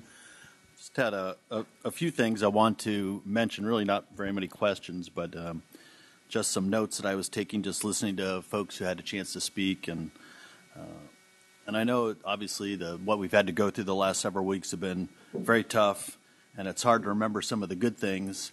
But I'd just like to remind people, just so it's not unchallenged, that this school district is actually doing a lot of things right. And it's, I've only been here a few weeks or months. It's certainly not, to the work that I've done, but the work that's being done by teachers and parents and our students every day. And I look at the growth of our API scores, up 8 points over last year's numbers. For Black and African American students, 8 points. American Indian, plus 11. Asian, plus 9. Filipino, plus 10. Hispanic Latino, plus 8. Native Hawaiian, plus 12. White, plus 8. Mixed race, plus 12. Socioeconomically disadvantaged, plus 10. English learners, plus 15. Students with disabilities, plus 11. So there's some good things that are happening there, and I just because I know some folks are negative sometimes when they come up and speak, it's good to talk about the positive things that are happening, and I think that's important for it to be there so it doesn't go unchallenged.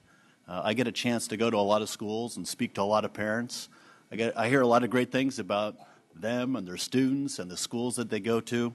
So I just think that's important because I know a lot of people are watching on TV. I'm always surprised that people actually take the time to spend as many hours as all as you do and as we do to do that. But I think it's important to say that the school district's doing a lot of great things. It's reflected in our scores, and I think there's a lot of positive things that I know all of you know of. So I'd just like to say that. I'd also like to thank the woman who spoke earlier about healthcare costs. It's a huge challenge that all of us, I think, are facing. Every company is dealing with that. Cities, states, agencies, our school district, and we really are going to need to use a lot of good thinking on that because we can't afford to have that kind of spiral go upwards. No company can. Our school district certainly can't. And we're really going to all have to be working in it together, and that really means the community too. And I'm looking forward to working on that, and I hope you and other people will be involved in that. So I appreciate that. And then lastly, or actually a couple things. I want to say there's also the last 8 pages of our budget report have some really great numbers for ADA trends and statistics. So that's something for the board members who are interested in ADA statistics. We actually have a lot of good information here. And then lastly, just looking at our overall budget, it's something that I noted before, 83% of our budget is spent on staff. That's teachers, it's counselors, it's administrators, custodians, 83%. So to make big cuts to the budget, we've already cut a lot to the bone. So you really have to be creative on that. There's not a lot of fat in our budget. Only 13% is spent on administration and operations, and the remaining is on books and supplies. So it's a pretty small amount of number there of really where there's flexibility. And I know the district's made a lot of cuts in the years past, and it's certainly hard choices that have to be made. And we look at having a deficit of, a little over $5 million, but we're increasing our health care costs by $7.5 million. Well, you can see where it's going right there. We could keep that flat, we'd actually have money to grow and put more money into programs. So just wanted to make a couple comments. Thank you, Mr. President. Thank you, Member Hanson. I just have a short comment.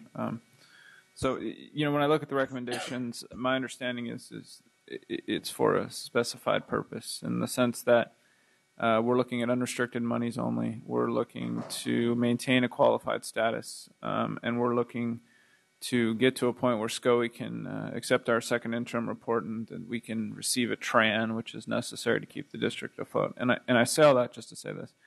I've sat through now 2 budget cycles, and it's the most, school funding is the most arcane, complex, nonsensical thing I've ever seen in my life.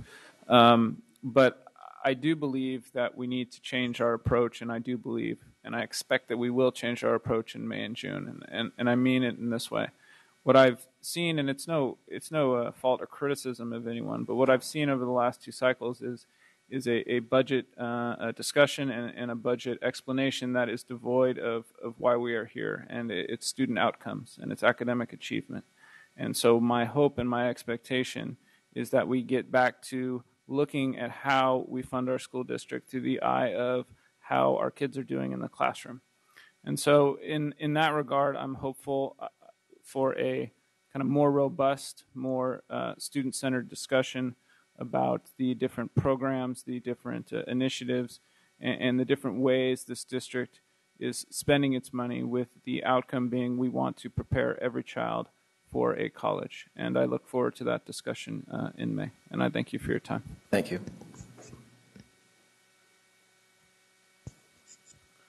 Item 9.2, Superintendent's recommendations to keep Tahoe and Mark Twain Elementary Schools open and to revise Fruit Ridge Closure Student Transfer Plan. It's resolution number 2739. It is a conference and an action item. It's a 10-minute presentation with a 30-minute board discussion. Superintendent Raymond. Thank you, President Cuneo. I wanted to make a recommendation this evening regarding the proposed closures of Tahoe Elementary School and Mark Twain. And having completed now the community meeting, which we held at Mark Twain Elementary on February 27th, I wanted to report back, and which has formed the basis of my recommendation.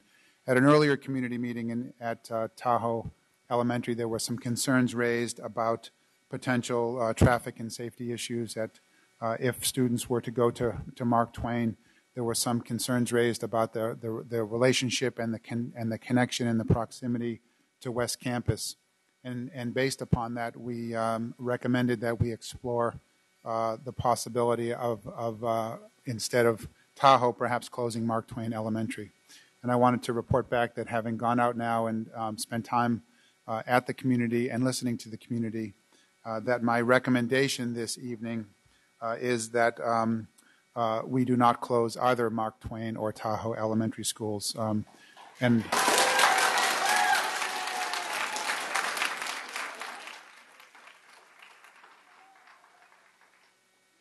the basis largely for the recommendation is, we, through the passage of Measure Q, one of the things we identified was to do some significant transformative structural work on our high schools. And one of the beneficiaries of this certainly will be West Campus, which is one of the highest performing high schools in our region. It is also housed in what had been a closed and certainly an inadequate facility, which is an old middle school, which is in close proximity. In fact, it is adjacent to Mark Twain. And in taking a look at what is a proposed transformation, it goes beyond simply looking at multi-purpose rooms and gymnasiums and locker rooms, but it's making sure that facility is adequately can meet the needs of preparing children for college and careers. It will be an extensive transformation, at which point, this point in time, we do not know in fact, the scope and the magnitude of that project. So I don't have confidence in being able to say that by doubling the size of the Mark Twain campus, in other words, by closing Tahoe Elementary and adding a significant impact on that campus, what the impact or the effect would be. It was also apparent from having visited and spending time with the community at that meeting on the evening of the 27th that the connection and the relationship between Mark Twain Elementary and West Campus is a special and a unique one, one that we really doesn't exist elsewhere in our community. I think the closest we have to it is perhaps with Leah Tata Floyd and Health Professions High School. It was also apparent to me, though, that this relationship is a tremendous opportunity that I think can be furthered and can be increased benefits from our students in terms of increasing the number of our high school students that have access and that are actually providing mentoring programs to the children at Mark Twain. And so for that reason, because of this unique relationship, it doesn't make sense to close that school and to move those students over to the Tahoe campus. So for those two reasons, at this point in time, it makes sense, I believe, that we do not move forward and close either one of those campuses. Additionally, and as part of of this recommendation, proposing that with the Fruit Ridge closure, that students and families not only continue to look at Oak Ridge Elementary as their home school, but also now Father Keith B. Kenny. Father Keith B. Kenny had been slated to receive students from Bret Harte, which the board has decided not to close, and of course it was also slated potentially to receive students from Tahoe, which again I am recommending that they not be closed. So with that recommendation, again, to not close Tahoe Elementary School, to not close Mark Twain Elementary, I'm suggesting that another home school be opened up for those students and families from the Fruit Ridge Elementary School to be able to attend Father Keith B. Kenny. And that's my recommendation to the board. Thank you, Superintendent. We have public comment. We have 11 public comments on this item.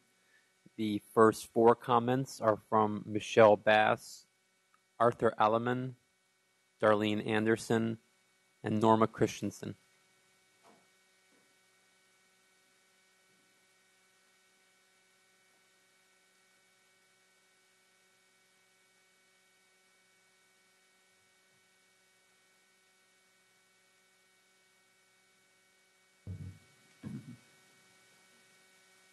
Hi, my name is Michelle Bass, a 6th grader at Mark Twain. Of course, I want Mark Twain to stay open because it's a great school, but I don't think any school should be closed. It makes me very sad to realize that other kids feel the same way about their schools. It also makes me very sad that our mayor is spending more time trying to save the Kings instead of helping us save our schools. I wish that Mr. Johnson would stop worrying about losing a sports team and start helping us find money to keep all the schools open. Losing our schools would do more damage to our communities than losing a sports team. Please don't close any schools. Thank you. Thank you.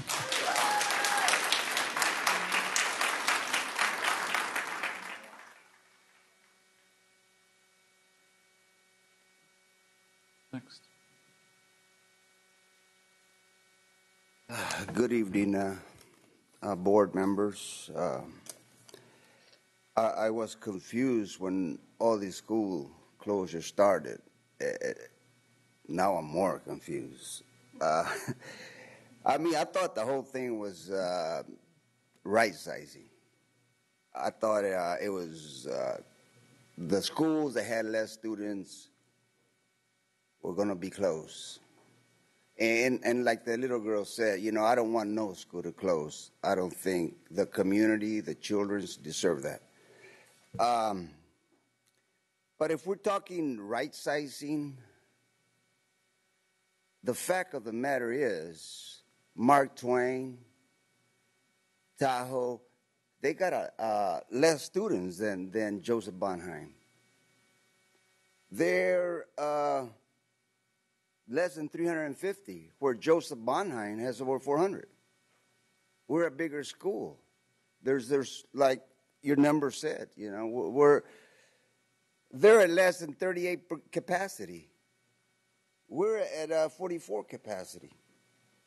Their enrollment has been declining for the past 10 years, where Joseph Bonheim has stayed at that same level for the last 10 years. So, I mean, my question is this. What keeps the school open? What does it take? I thought we were right-sizing. So that's why I'm confused. What did it take? What does it take? I'm a product of the 60s.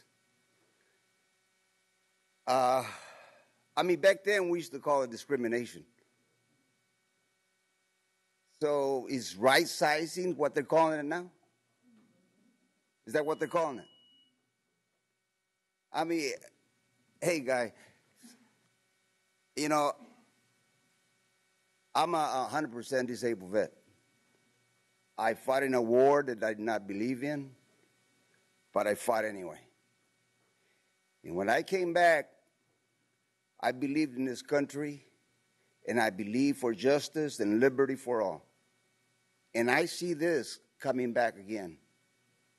I've never been involved in schools until the last couple of years. My granddaughter started going, and I used to walk her to Joseph Bonheim every day.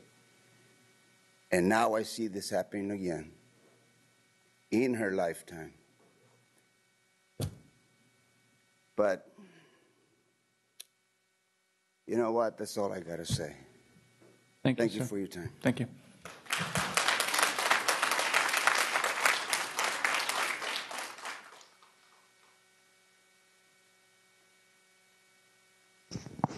Darlene Anderson, I cannot say that I'm not happy that you're not closing Mark Twain or Tahoe. I lived in that area for a long time, almost 9 years.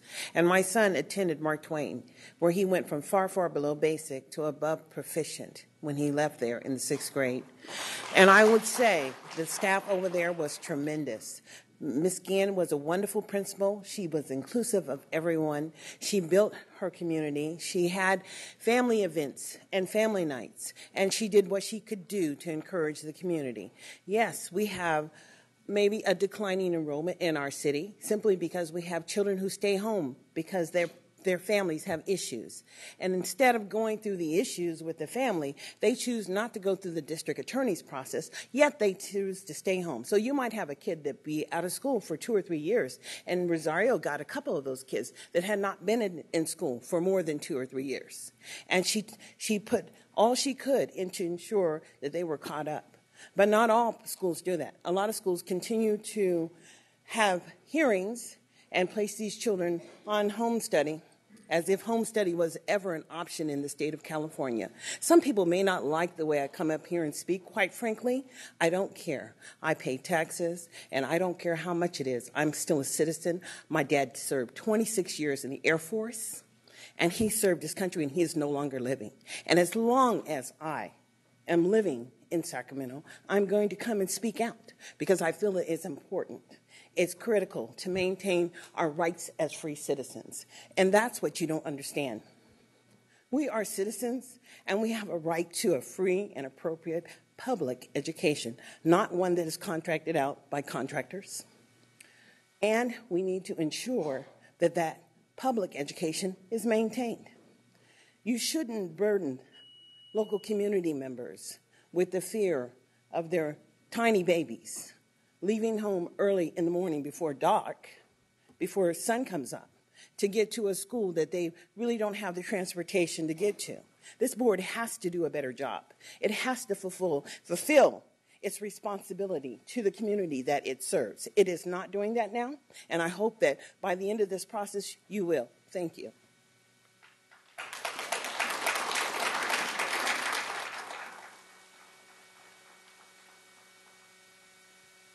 Good evening, Board. My name is Norma Christensen, and I'm from Tahoe Park neighborhood.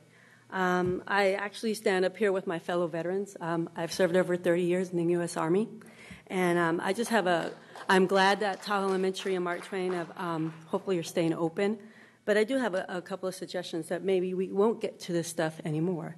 Fact, in 2000 we had over 94,000 kids in the Sacramento area city that were eligible to come to public school. We only had anywhere between 40 to 50,000. That is not good. Fact, 2010, we have, for the census, I'm reading off the census, 95,000 school-age kids in our area, and we can't even get 50,000 come to our schools. The reason is our negativity, period. Declining numbers of 10%, I think, has to do a lot with the last 10 years closing our public schools. And what has happened when we close these schools? They've turned into charter schools. We're contracting our children out. That is a big negative against us and as a city and as our community. Our community deserves better. Our communities are made stronger because of these elementary schools in our neighborhoods. I lived in the Tahoe neighborhood for over 24 years. My husband's about the same time. Mr. Hansen, I don't agree with a lot of the comments you've made, but you know what? Some of your tweets on Twitter, I absolutely adore. And one of the major ones that I really like from you, tell me and I forget. Involve me and I learn. Oh, excuse me, I missed the middle one. Teach me and I remember. And the last one, involve me and I learn. Benjamin Franklin. And so true. If you involve your communities that you represent, that we vote for you as a board, you would get so much positive feedback and so much more accomplished. I have 2 more minutes. My daughter gave me her time. We would accomplish so much more and have our schools rated at the top as they should be. We have fabulous teachers, great administrators, and I think if we took the time and the initiative to really go into our communities and invest in them instead of destroying them, which is what charter schools do. I am sorry. I've seen it time and time and again in different places where I've been stationed. Just recently, Roseville, charter schools, right before the holidays, go find somewhere else, go to school. They have no investment in their community. Community district schools are invested. Fruit Ridge, one of the oldest elementary schools in our district, is being closed. That is a shame. That is a history of our communities, our children, generation after generation in this city that has attended these schools and have accomplished so much. We just had one of the Supreme Court justices in our area that was high school educated from the Sacramento School District. We should be proud of that. We should be noting that kind of accomplishments in our district. Make that. One other thing, when I go out on a mission, we have a way of doing it. It's called a plan of action. And our plan of action starts with a primary mission, alternative mission, a contingency mission, and then an emergency mission. If we don't accomplish it on our primary, that alternate mission becomes our primary, and so forth, it moves up. Nothing should bring us into this option where we're closing our schools right away instead of having a plan of action that keeps us with it. It's called a PACE, primary, alternative, contingency, and only as a last resort should we be closing our schools. Thank you for your time. Thank you.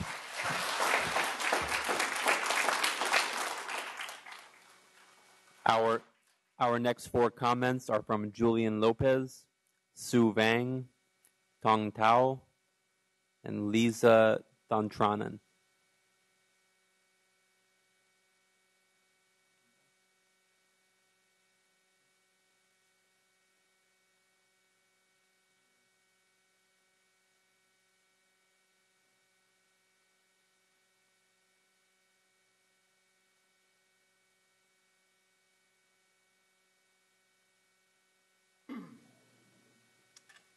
Good evening. I'm very blessed to have the opportunity to be here to speak to you. My name is Tong, and I'm an organizer with HIP. And I just want to say that as trustees entrusted with the care of our students, I just wanted to bring to your attention a few concerns. The first one is open enrollment. The open enrollment process has been denying parents who has been affected by the school closure the ability to enroll their students in schools. And let's not forget that receiving schools are not required to receive students impacted by the school closure.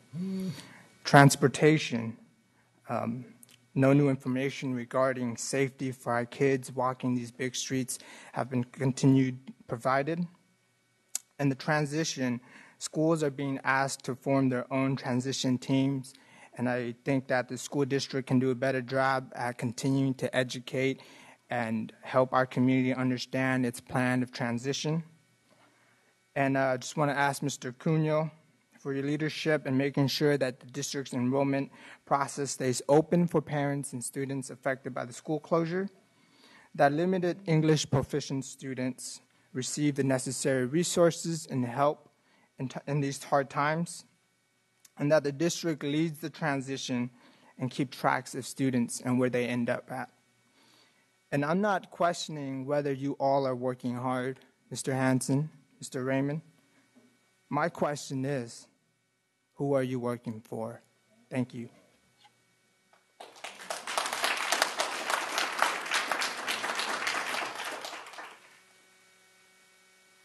Our final three comments on 9.2 are from Jenny Gomez, Mandy Carrillo, and Leo Bennett Cachon.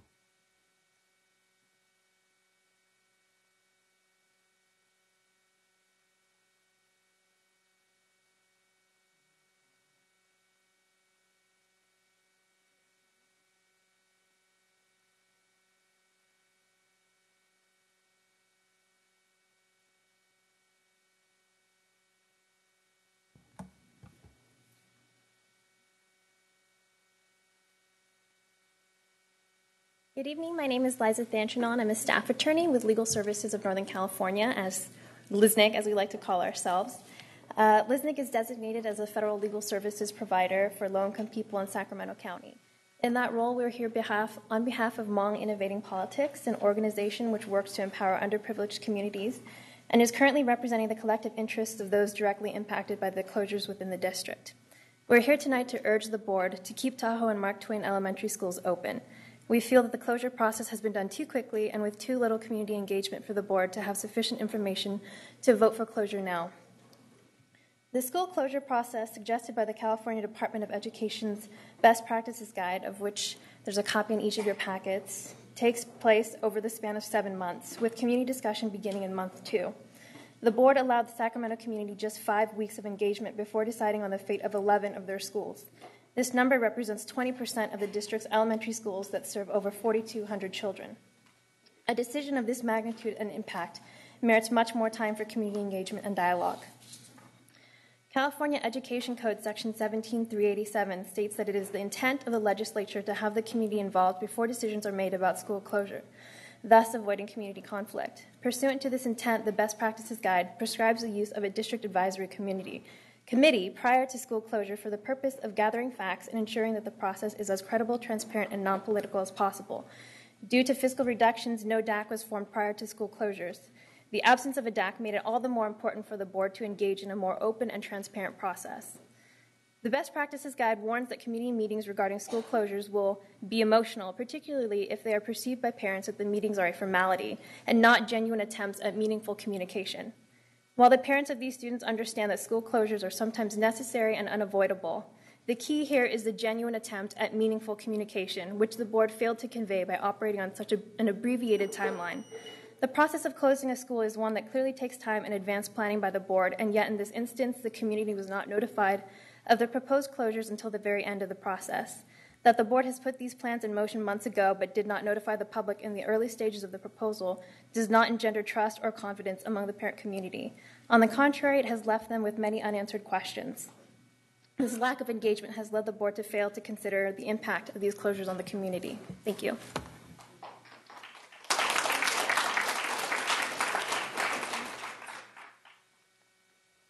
Hi, my name is Jennifer Gomez. I'm a staff attorney with Legal Services of Northern California. School Board and Superintendent Raymond, thank you for the opportunity to address you tonight. I'll echo the statements of my colleague Liza. and I briefly wanted to discuss the impact of the school closures, not only on the schools that were already voted on the 21st, but for Mark Twain and Tahoe. And we urge you to keep Mark Twain and Tahoe open. We want to urge the board tonight to consider the disproportionate impact of the February 21st decision on Sacramento's children of color, English language learners, and socioeconomically disadvantaged families. This disproportionate impact will only continue if you decide not to keep Mark Twain and Tahoe elementaries open.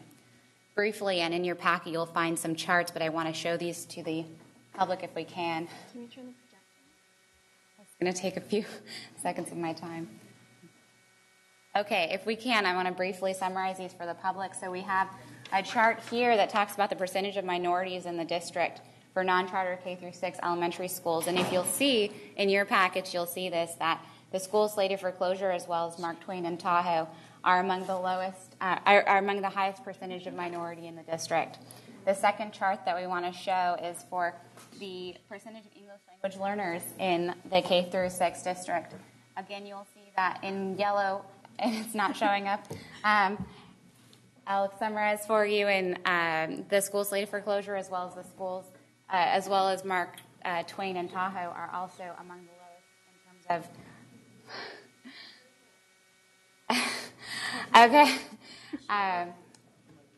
percentage. I'll keep going here. And the final one that I want to show you is for percentage of socioeconomically disadvantaged households. Again, the schools that were voted on February 21st to close, as well as the 2 schools slated for potential closure, which we hope remain open, are among the highest socioeconomically disadvantaged households in the district. These numbers you can find on your own. They are available to the public. That being said, the board is aware from meetings over the past 5 weeks, that hundreds of parents, students, and community members have expressed specific concerns regarding the school's closure transition. Despite your efforts to create a transition team, parents and community members still feel the process as a whole has been and will continue to be rushed, highly suspect, and questionable. You need to regain the trust of these concerned Sacramentans by your actions going forward. We'll continue to monitor the transition in the coming months, and we hope the board adopts a more collaborative and community-driven process for working through transition concerns. The board needs to provide greater transparency and community dialogue during the current process and for future actions. Please vote to keep Mark Twain and Tahoe open.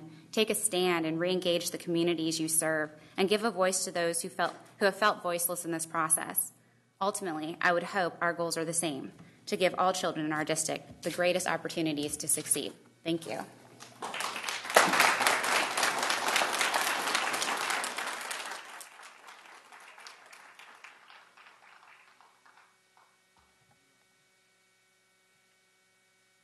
Good evening, Mr. President, Board, Superintendent Raymond. I come here speaking on behalf of the Fruit Ridge Elementary community. I grew up about 5 blocks away from Fruit Ridge and spent 6 years learning within its rooms and halls. And I've spent countless years since volunteering and just being at Fruit Ridge. It's one of those schools, one of those sites that you can easily be at and enjoy your time there regardless of what you are doing. Our community at the moment feels defeated. The Friday after the vote here was a very, very dark day, not just within the school, but even walking down the street, you spoke with people that were extremely saddened by the closure of Fruit Ridge. I urge the board and the district to prevent any further damage. I've said it before, but I believe it's important to emphasize that the young people in my neighborhood deserve better. The families in my neighborhood deserve better.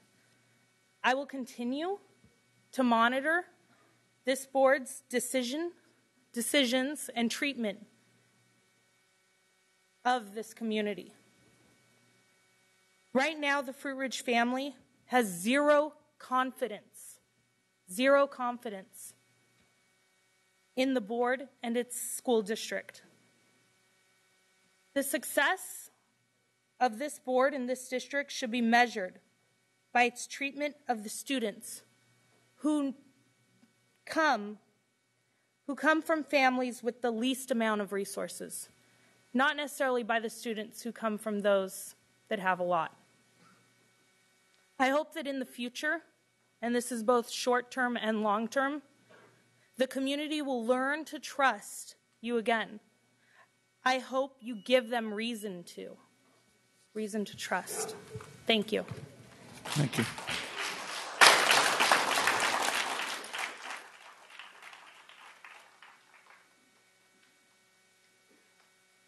I have the camera.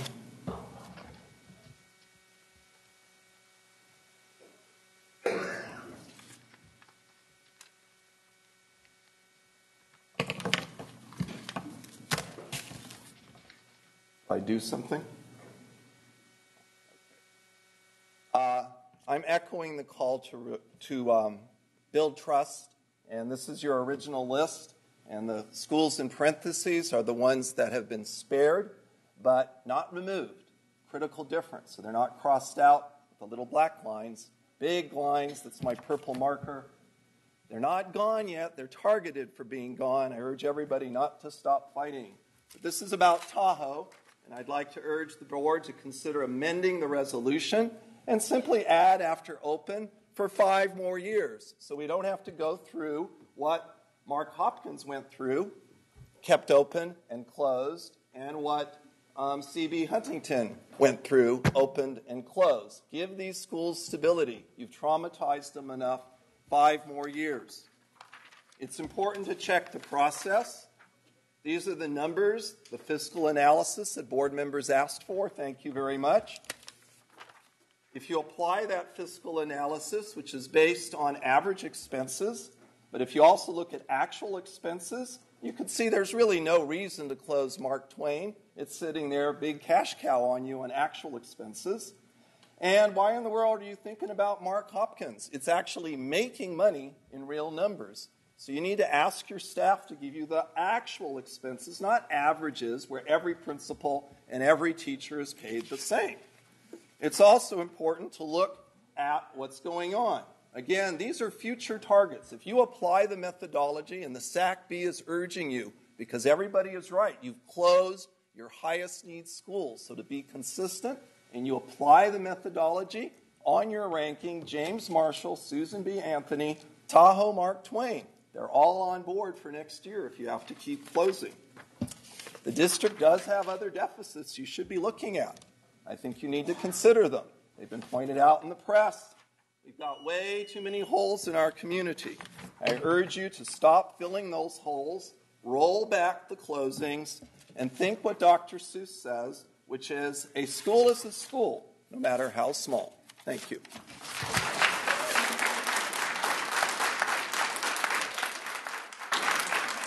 We do have one more comment on 9.2 from Elaine Shafoya.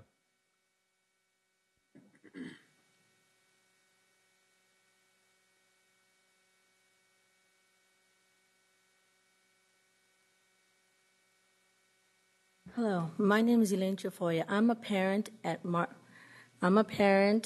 from Mark Twain Elementary School. And my comments are, as a parent, our children are supposed to feel secure in elementary school. As a parent, we worry about our children becoming dropouts or staying in school or where they're going to go. We're bringing this stress down to the elementary level. We're bringing it to a level where the parents aren't supposed to be worried about our children if they're going to make it to school. What you're doing to all these elementary schools is you're putting so much stress on the parents that there is going to be a decline in enrollment, not because they want to, because they can't afford to. What's going to happen on the rainy seasons, on these elementary schools that are right there close by to them that they can't get to? The kids aren't going to be going to school, so who's going to lose the money there? Right here. Sacramento City Unified School District's going to lose a lot of money during the rainy season because the children aren't going to make it to school. And it's not going to be the parents' fault. You guys are bringing it upon yourselves. You guys need to think about it from the parents' view, from the economic view. Right now, the children are attending school. Right now, they're at 95%. Everybody's going to school. What's going to happen when they don't have a school to go to? And what kind of stress is that going to also put on the parents when they're working, when they're worried, is my child making it to school? What's going to happen during that time of a child that gets hit because he crossed the street that he's not used to. There's a lot of ifs, and there's a lot of possibilities, and for wrong behavior here. You need to look at things at a higher view. The high school students, they can travel on their own, and they can adapt. They can get used to, okay, we're not going to this school. We have to go to that school. I have to take this bus. I have to go here. They can adapt. In elementary, there is no adaptions. All the parents are the same, and all the parents deserve their child to go to the school that's close to them. I, as a property owner, and as a voter in the state of California, voted to increase our property taxes to improve our schools. And instead of improving our schools, you're closing them? What is that doing to us? We're getting higher taxes, and our children are not going to be safe. Did we do wrong by voting in these measures that were supposed to protect our children? Where does the limits come together where we can find some kind of boundary here? Because there's not something that we can just say that, okay, it's our fault. We voted for this to happen, so it's our fault. But we didn't. We want you to protect our children. We want our children protected. We're trying to pay more to protect our children, and it's not happening. But I do urge you to think about these matters, and think about it when you do. Just because you have a budget in front of you, it doesn't mean it's the right one. Think about all options. Take other things into consideration. We as parents are open to suggestions on what we can do to help to keep our elementary schools open. Our children need to be safe. And by closing them, you're not giving them that safe haven. The parents at work, are they going to be worried about their children? How are they going to make it home from school? Can they afford daycare? And the ones that don't, what are they going to do? They're going to homeschool, and then they're going to find one parent that homeschools, and they're going to say, hey, can you homeschool my child too? Everything's going to go in way directions that they don't need to. Our children need to know that elementary school is where they need to go because they need to build foundation, build confidence, and have a future. They don't need to worry about it at this point. But thank you very much for your time. Thank you, ma'am.